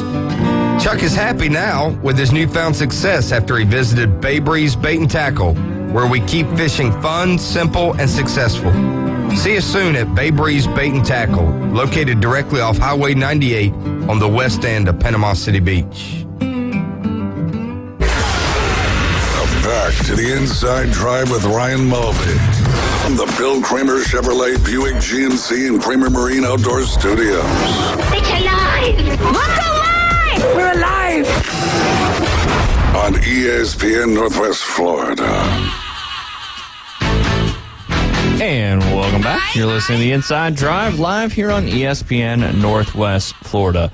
Like I said, coming up here at the end of this segment, we're going to take the fifth caller for the Bill Kramer GM and Kramer Marine and Outdoor Fall Football Finale. This is your second out of 5 opportunities to answer a trivia question about Gators. If you get that right, you'll be entered to be one of 5 finalists where we'll give away a pair of tickets at Bill Kramer GM on the 16th of this month, which is next Thursday coming up. Do you think those Gators are going to wear those black jerseys again? Did you see the black jerseys they wore over the weekend? It seems like every time a team wears like a black jersey or like a very dark, different jersey than they normally wear, it backfires. And they lose. Yep. Because they lost, right, to Arkansas? They did. Yeah. Don't know the score on that one. That's okay. I've got our picks here coming up, and I haven't done anything with them yet, so we'll do them here live on the air. That first game we picked was Kansas State and Texas. Did you see that one at all, Jay? Which game again? Kansas State and Texas. Oh, I did. Yeah, Texas ended up winning 33-30. Yes, that's exactly right. Gosh. Okay. Now, do you remember what was so significant at the end of that game? Oh, man. They beat a basketball school. I mean, Kansas State kind of basketball school, right? I think you're thinking of Kansas. Oh, yeah. The Wildcats are decent in basketball, but probably a little better in football. No, I don't. Went into overtime. Kansas State won the overtime toss, deferred to play defense first, so they knew what they had to do. The only reason I knew about this is because I was listening to ESPN Northwest Florida while driving around in that U-Haul, and I was able to listen to the game live. One of the great benefits about having it on 104.3 in Panama City or 101.9 in Port St. Joe is you can hear the games that we have on the air. Texas kicks the field goal to go up by 3. Now Kansas State has a possession. They have a good first play where they get it down to like the 7-yard line. It's eventually, I want to say, first and goal from the 5. They run 3 plays. They can't get it in. Coach then decides to go for it for the win on 4th and goal. Kudos to him. Yeah. So do you like that? Obviously, they didn't get it, and Texas ended up winning, preserving their opportunity to make it to the college football playoff. You're that close. I mean, some sort of trickery play would be fantastic. The old trickeration. Good for him. It was either all or nothing, and nothing happened for them. So. And it's always a tough call because no matter what happens, if you make the decision, you're either going to look like the hero or. But I liked what the radio guys were saying, and they really agreed with his call to do it. I mean, you know your team, your defense may be gassed. There's a lot of other factors that go into these decisions, and you score that, you beat Texas, and you upset the number 7 team in the country, knock them out of the Big 12 championship race. But instead, they didn't get it, and Texas' season lives on. So, with all that being said, the one person to pick the Kansas State Wildcats was David Hayes. He's already off to a quick early start there. Texas A&M. Oh, go ahead. Texas won that game, didn't they? Oh yeah, I'm like, you've got so much integrity because I just gave you the victory. You gave him the lost victory. That just completely changed my excitement level. There you go. So you and I both picked Texas there and got very lucky. Yeah, by it was close though. By Kansas State's head coach deciding to go for the touchdown in overtime and not getting it. So pretty wild there, that's for sure. Next game we had on the docket was Texas A&M Ole Miss. We all picked Ole Miss in that one, and we all know what happened. Ole Miss got the dub in that one. Little fun fact for you, Jay Henley, the same amount of games through 69 total games as the head coach at Texas A&M University. Jimbo Fisher is 44-25. Kevin Sumlin, who was fired, was 47-22. So a higher winning percentage through 69 games for Kevin Sumlin than Jimbo Fisher. Money well spent. Yes. Yeah. The only thing I think keeping him there, like David's been saying, is the fact that his contract is fully guaranteed for that much money. Right. So you fire him, you got to pay it. Yeah, and at this point, where does Jimbo go? I mean, does he go to a booth? Perhaps. I don't even see him in the booth. I think he takes the $75 million and rides off into the sunset. Won national championship. I don't know. He's always... Since he's left Florida State and won that on, with a freak player and kind of on Bobby's heels, hadn't done a whole lot. That's for sure. Could be consulting time for him. I don't know. Do you want him to consult for you on how to lose, I guess? Yeah. All right. The next game we picked was Notre Dame and Clemson. Only one of us picked Clemson. That would be probably you. That was me. Yep. And I really don't remember why, other than probably trying to make Linda happy. But, we got surprised in that game. Clemson really looked like they were trying to prove a point. They got out to a 24-9 lead at halftime. Notre Dame tried to make a game of it. They scored 14 points in the third quarter to only Clemson's 7, and then no points scored in that final quarter when the defense took over. I know Clemson's one of Clemson's defensive players, the one that had the pick 6, had a couple sacks too. It was like one of a few players to do that in multiple games in like the last 60, 70 years or something like that. Well, I mean, I picked Notre Dame because I thought Dabo was going to kind of cower down a little bit, and with all the turmoil going up. They're 5-4, and they took down Notre Dame. Notre Dame's now got 3 losses. Interesting to see how far they'll drop in the college football playoff poll tomorrow. All right, so off to a better start than I thought. I was thinking David won. The Kansas State won the whole time. I don't know why. Next one, this is where it gets back. Washington and USC. Only one of us picked USC. That was me. So you guys, I just wanted them to win. I'm with you. Because I'm hoping Oregon makes a run here. All right, y'all got that one. We've already talked about that game a little bit.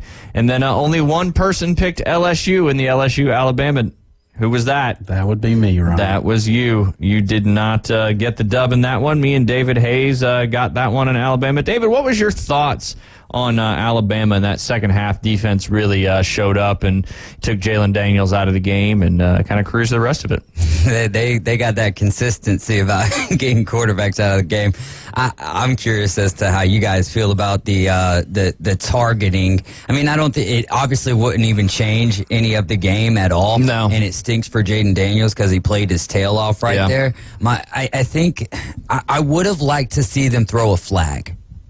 And then upon review, then go back and because it did look like there wasn't too much of a launch, and it looked like he might have hit his shoulder pad. But at the end of the day, how we're seeing roughing the passer in the NFL and how we're seeing, all the time these roughing the passer. So I would have at least liked to see a flag and then a definition from the referee after that. Not definition, but an explanation after that from the referee. But end of the day, I mean, I don't think that it changes the game. But then also on the flip side of that, they had some time, only down 2 touchdowns, and Nussmeier's he didn't have enough to bring them back to at least tying the ball game there. But I mean, it goes back to, and I'm not a guy who said, "Oh, look, remember what I said about that game and check my evals and stuff like that." Like, I don't care, bro. We all are going to have a thought, and it's either going to be right or wrong. And only one team's going to win. Yeah, right. And and just even about players and stuff. And it's like, all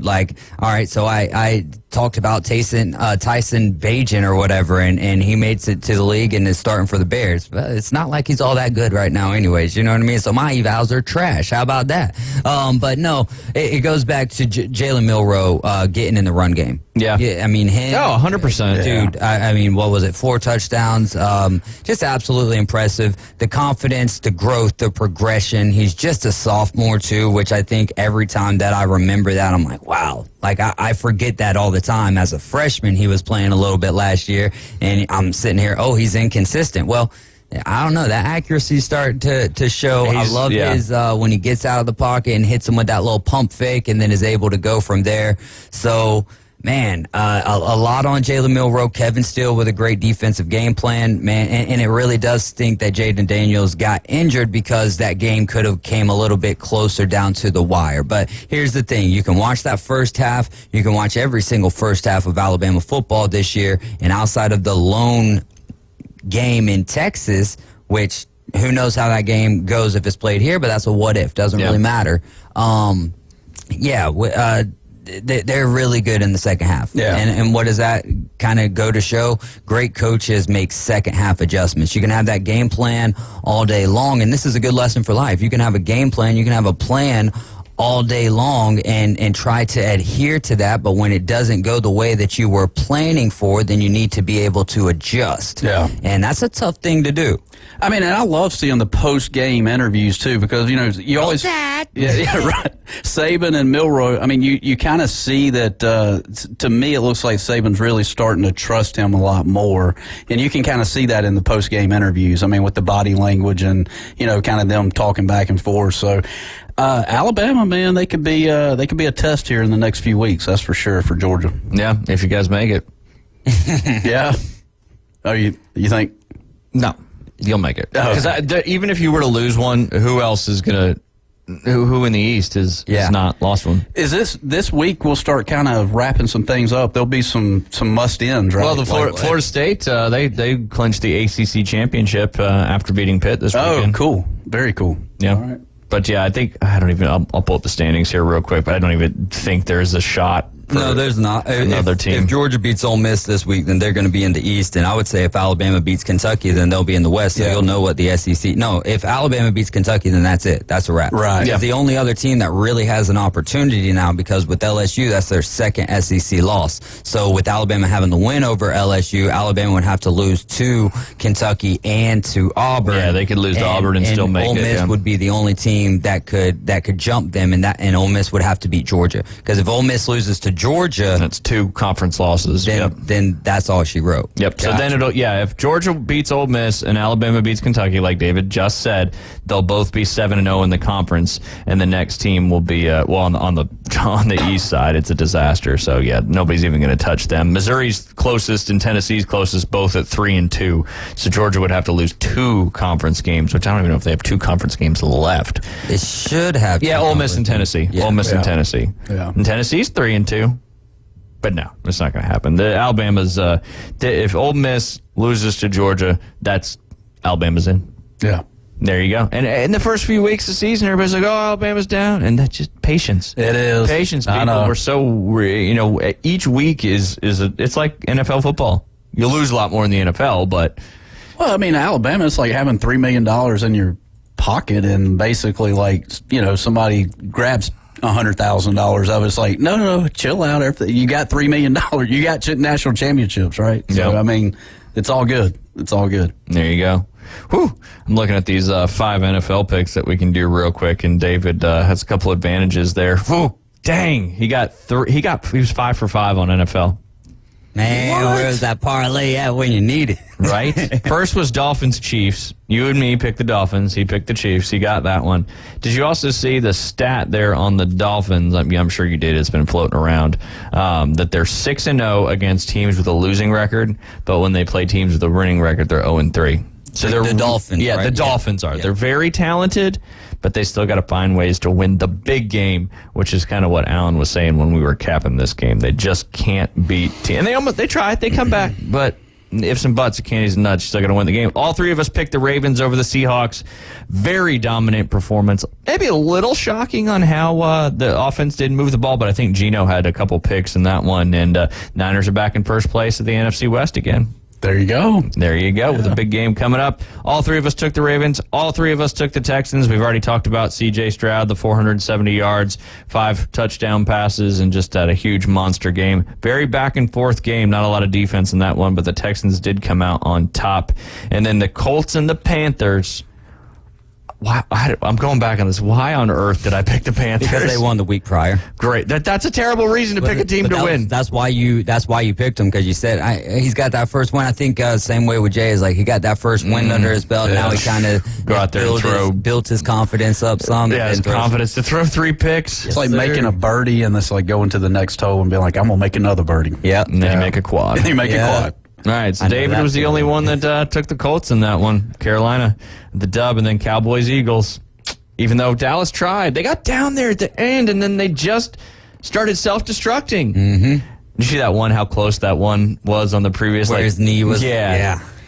We've talked about rivalries in the past. Didn't realize this was such a huge rivalry. The last 50 games, they're 25-25. I had saw that, and so I guess Philadelphia is now on top, 26-25. Yep. So then that means Dallas will win the next one then, huh? At home. They always win at home, yeah. There you go. Yeah. Trends matter. It does. Yeah, absolutely. But yes, David was 8 out of 10 this past week. I was 6. You were 5. It's getting a little tougher now as the season is winding down, as now David has 49-8. He's got 57 total. I got 6. Oof, man, so I've got 51. And then, Jay, you added 5 to your 42, so you're at 47. At least I got a dog in this hunt. All my other stuff, I'm totally out. Totally out. How are you out? Aren't you the Inside Drive League? You're in the playoff hunt right now, aren't you? Well, yeah. I mean, there's still a chance. I think did Liam win his? Did Liam? No, he laid an egg. I got you. Unfortunately, because he was 4-4, I think now. So he's no, it's not over yet. He's still got a chance, but he's projected it. This week has just been a crazy week in fantasy football. Nobody is scoring very many points. Yeah. But now he's currently got a 39% chance to 61. He basically needs Breece Hall to go off and Austin Eckler to not do anything. Because the guy he's playing actually left Montgomery in the running back spot and San Francisco's defense in the running back spot. So even with this guy not starting 2 players in 2 spots, he's still struggling. All right. I did him a disservice, though. I thought the Giants' defense was going to do a lot better against the Raiders, and they scored -1 points. Oh, my bad, Liam. Yeah. If you're listening at school, I apologize. But I thought, Aiden O'Connell, I didn't know what was going to happen. The Raiders were. That's where it goes to show you, week to week in the NFL, it can be completely different, and that's why it's so hard to bet it. But yeah, let's get back to the standings. Aren't you? You're second place, right? You got a 56% chance to make the playoffs. Yeah. DJ Davy Crockett, how's he doing in the Dynasty 1? Yeah, you lost. David is. Brittany went off. Yeah, David's. He's still got a chance. Yeah, 35%. Definitely a mixed bag. Herbert. It was one of those low-scoring weeks for everybody, pretty much across the board. I mean, you had some teams, like the high scores are in the 130s, you know what I mean? But, yeah, I think I went like 3. Obviously, there's still some time tonight, but somewhere around like 3 and 5 or 6 or 4 and 5, something like that. That's cool. Each week's a new week. My brother was checking in with me yesterday. He's out in Las Vegas working his way back east, and he was talking about how there's so many cranes in the sky over in Vegas that it's a very growing city right now. Hey, when you got that gambling money to spend, it goes a long way. That is for sure. And not only that, then you bring in you got the Raiders there now for 2 years. You got the Golden Knights just coming off of a championship. Have they lost yet this year? The Golden Knights? Yeah. I'm not sure on that. I'll start focusing a little bit more on it. Right now I'm just checking Lightning scores and updates and storylines. Oh, they did. They're 11-1-1. At one point, I think they were 10-0-1. Yeah, they're 8-1-1 on they lost their last game. Yep. We got our break coming up. Get your phones ready. It is that time to play some trivia questions here for the Bill Kramer GM and Kramer Marine and Outdoor Fall Football Finale. We will take the 5th caller in the break. The 5th caller will have a chance to answer a trivia question about an alligator, and if you get that question right, you'll be entered to be a finalist for the pair of tickets to the Florida State-Florida game in Gainesville coming up on November 25th. You're listening to The Inside Drive. We'll be right back with the 5th caller. ESPN Northwest Florida has the real local fishing report. Hi, this is Tim from Bay Breeze Bait and Tackle. Join me every Friday at 4:20 during the afternoon Underdogs. It's accurate, detailed content from local anglers, plus fishing updates on Saturday and Sunday morning right when you hit the water.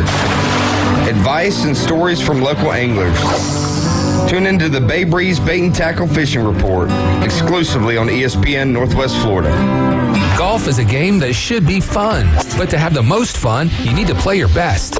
That's where the experts at Golf Plus come in. Their friendly staff will guide you through the buying process, answer all your questions, and can help with any repairs you need along the way. Golf Plus is your custom fitting, club repair, and golf retail shop. Golf Plus staff is non-commissioned and will work with you to find the best product for your game, just like they've been doing since 1988. Golf Plus in Dothan and Panama City Beach. Fitting, repair, retail. That's Golf Plus.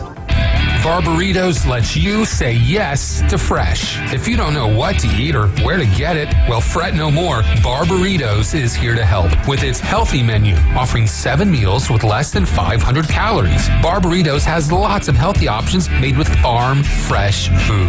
Your health and your family's health matters to us. Come eat healthy at Barbaritos, 23rd Street in the Stanford Station Shopping Center near Academy Sports. Barbaritos, food, community, people. Lace up your running shoes for the Daybreak 76 Panama City Beach Marathon presented by Visit Panama City Beach. Set for Saturday, December 2nd, this Boston qualifier includes a marathon, half marathon, 5K, and a kids fun run. The race begins and ends in Pier Park with an after party at Margaritaville. Register for the Daybreak 76 Panama City Beach Marathon today at pcbmarathon.com before the event sells out, and use code ESPNRUN to receive 10% off. We're starting fresh. Fresh new start. Locally sourced, Farm to Radio. The Inside Drive with Ryan Mulvey is live and local. From the Bill Kramer Chevrolet Buick GMC and Kramer Marine Outdoor Studios. On ESPN Northwest Florida. And welcome back. You're listening to The Inside Drive live here on ESPN Northwest Florida. We do have our 5th caller on the line for the Bill Kramer GM and Kramer Marine and Outdoor Fall Football Finale. Travis was our 5th caller. Travis, how are you doing again? Oop, you there? Travis? Oop. Is this our UF Travis? I don't know. Florida? Well, there's a few different Travises. So yeah, there are. Yeah, that's true. But we'll try to get Travis, if you just drop, give us a call back real quick. We'll get you on the line trying to get this trivia question going. Jay, I know you're excited to see what the question is here. I am. I'm infatuated with alligators. Are you? Why? Yes. They're pretty impressive. They are. I mean, I saw that prehistoric. Yeah, they are.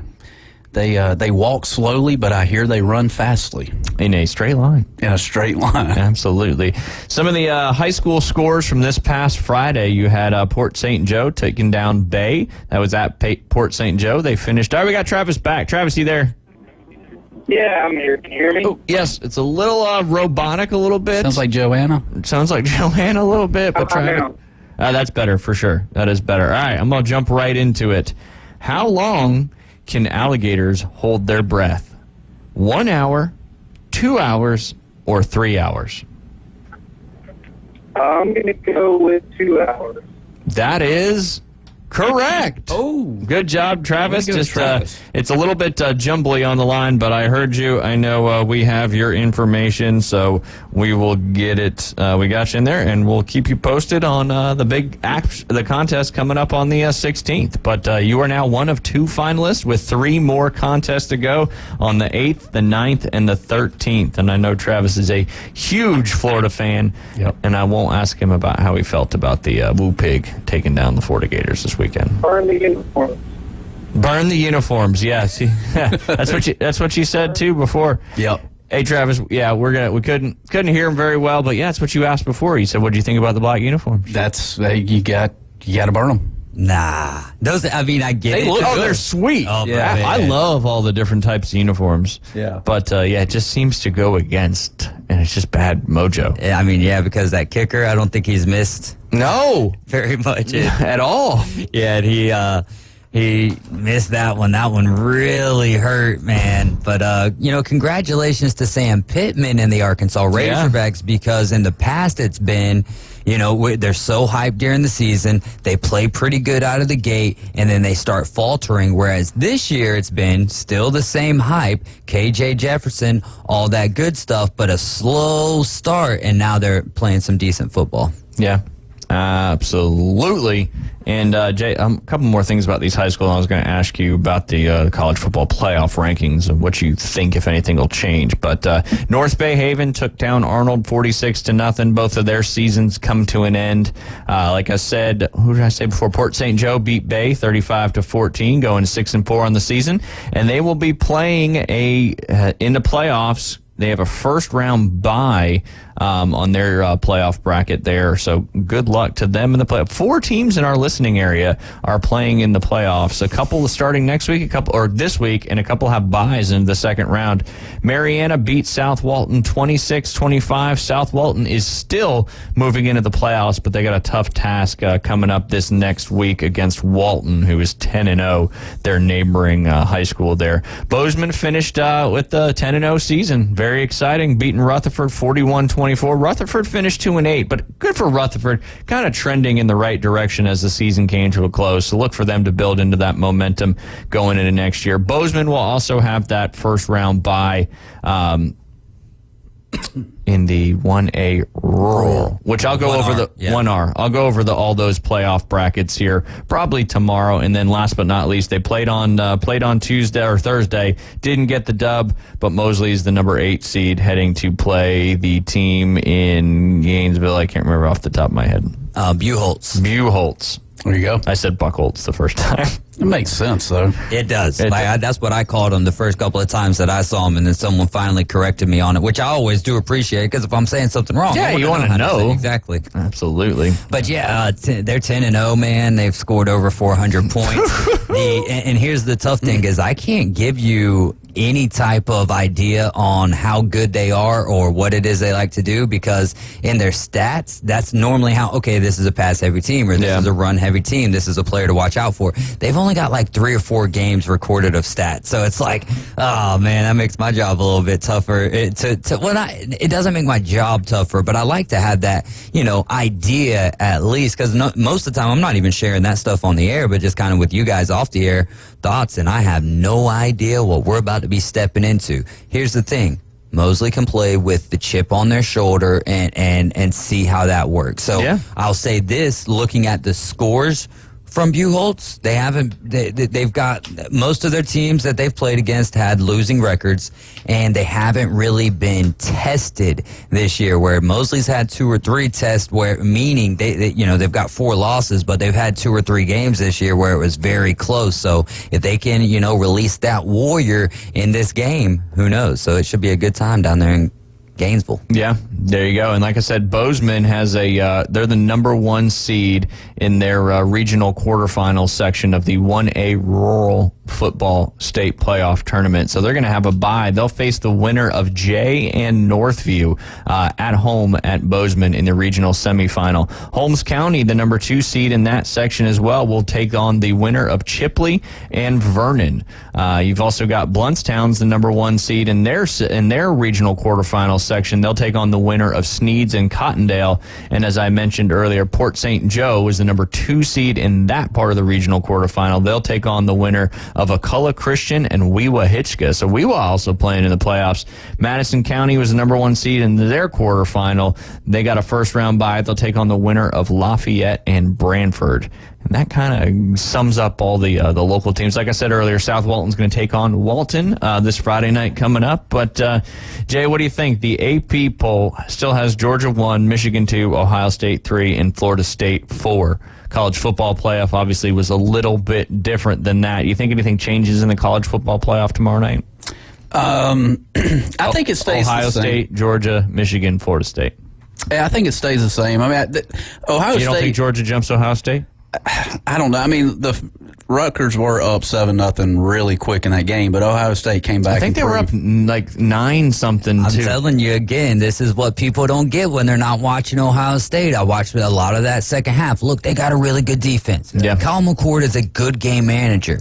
Yeah. There's not a team in college football that jumps out this year. So that's why you can give them the benefit of the doubt that they're the number 1 team in the nation until this week, where Georgia, who a lot of people wanted them to spank them a little worse to prove that, but now you look at those wins and losses across the board, and it's like, really, what's kind of the difference there? You know what I mean? So but if I'm Georgia, if I'm Kirby Smart, keep us at 2. Yeah, leave us at 2. Yeah. As motivation, because as long as you're in the top 4, that is all that matters, because you can control your own destiny at that point. But yes, Ohio State, Georgia, Michigan, and Florida State was the first college football playoff ranking, and then we'll find out tomorrow night at 6 p.m. Eastern right there on ESPN, or 6 p.m. Central, 7 p.m. Eastern on ESPN. Now, do you think that Florida State kind of struggled with Pittsburgh for the first half? I mean, do you think they should be in number 4 position? Yes, because of their resume. It's the same thing we were just talking about with Georgia and Ohio State. Yeah, but Washington just got that win against USC.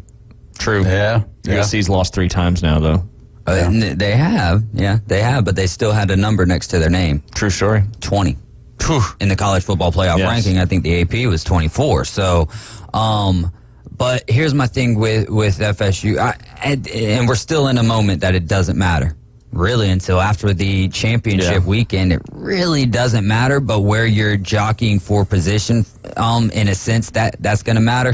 But if I'm the committee, I think I would go Georgia, Ohio State.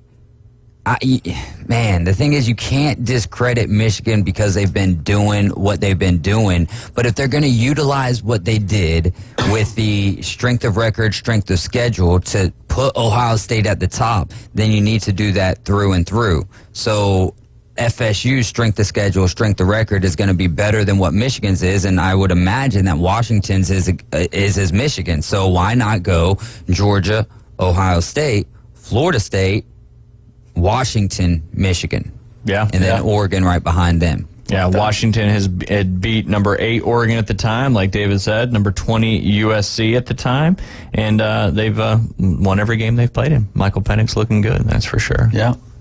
I don't know. Yeah, we were real close to getting that 17-point win, though. Yes. Ooh, it ended up a lot closer than or a lot closer to that than it looked like it was going to. Mm-hmm. It was really like all it took is one defensive stop, and then it just flipped. Yep. It's almost like a basketball game, so to speak. That's going right. back and forth towards the end of the game. You get one stop, and then you get ahead by two baskets, and it's hard to come back at that point. Speaking of that, I'm going to try to go to that Gulf Coast State basketball game Thursday night. They're playing South Georgia State College. 7:30 kick. Where's South Georgia State College from? Douglas, Georgia. Okay. I think. Yeah. Right down near next to the woods. Rusty Cook, right? He's helping out with the Gulf Coast. Yes, sir. Yep. Yes, sir. But yeah, it'd be cool just to go over and check out some basketball. Yeah, absolutely. Got some great, Gulf Coast has some great sports right here in Bay County, which is pretty awesome. That'll be exciting to go check that out. Mm-hmm. Gulf Coast State College. So, Georgia, 1, no, 2? I think they should just leave it where it is. I like it number 2. I really do. I think, like I said, 2 national championships. Let's get the target off our back and kind of see what happens from there. But, I like it number 2, and let's just kind of sit in the catbird seat, if you will. Catbird seat? I hadn't heard that phrase in a while. Yeah. Define catbird seat for me. Well, you're there's a bird and you're a cat, and you're sitting in a seat where you're not number 1, but you're there for the taking, if you will. Yeah. That was a great description of a catbird seat. Now I know what it is. I still that's my take on it. But I like it. The old catbird seat. The old catbird seat. Yep. I need to get a cat and a bird and all that. No. Nah, I'm a dog. Yeah. You are a dog person. Oof. So are you. How's your dog? Good. Sailor's good. She gets a lot of attention, it seems. I could imagine. A little 9-week-old golden retriever will get the attention for sure. And it's fun just walking with her and getting out and enjoying this beautiful weather. Oh, it's been spectacular. It hadn't rained in forever. Yeah. Too bad when I get home this evening, it'll be like dark 30. Yeah. And it'll be quick. But that means it's flag football season. Oh, yeah. Bum, bum, bum. Defensive coordinator. Special teams coach. Oh, that's right. Practice starts tomorrow. Man. Bring Sailor out there. I could. Yeah. You could. When is the first game again? Not till after Thanksgiving week. It's usually the week in between, and you play a couple weeks worth of games. Then we got like a 3-week break. How many laps are we gonna make them run tomorrow night? I'm excited about that. Yeah, shuttle runs. It's gonna be. Oh, what show is that from? When it's Roy Kent from Ted Lasso. When instead of using a whistle, he's like whistle, whistle. He yells the word whistle. I've never seen Ted Lasso. Oh, dude, you need to watch that one. Missing out. That's a good show. Since I didn't get the defensive coordinator job, I'm coming in. I'm just kind of seeing how David does it, and you're the quality control coach. You see? Okay, there you go. But hey, just don't do any sign stealing because I don't want any controversy around our program. No, we won't be doing any of that. The NCAA has joined the investigation that CMU is moving forward with that guy who possibly was Connor Stallions. Oh, wow. Yeah, just came out a few moments ago. Breaking news. All right, that's about going to do it for us, Jay Henley, on this beautiful Monday. Come out and play some golf. Hey, don't let me forget to tell. You need to tell everybody, just real quick, do it. You got 10 seconds to tell them about the Parent-Child Championship. Oh, Parent-Child Championship, ages 7 to 13, November 18th. Tee time starting at 1:30, $100 per team. Call me, 770-584-3506, or text me, and I will get you in there. Yeah, there you go. It's 20 teams signed up already? 20 teams and growing each and every day. We'll talk a little bit more about tomorrow when you get your tip of the week. You've been listening to The Inside Drive live here on ESPN Northwest Florida. Y'all have a great rest of your day.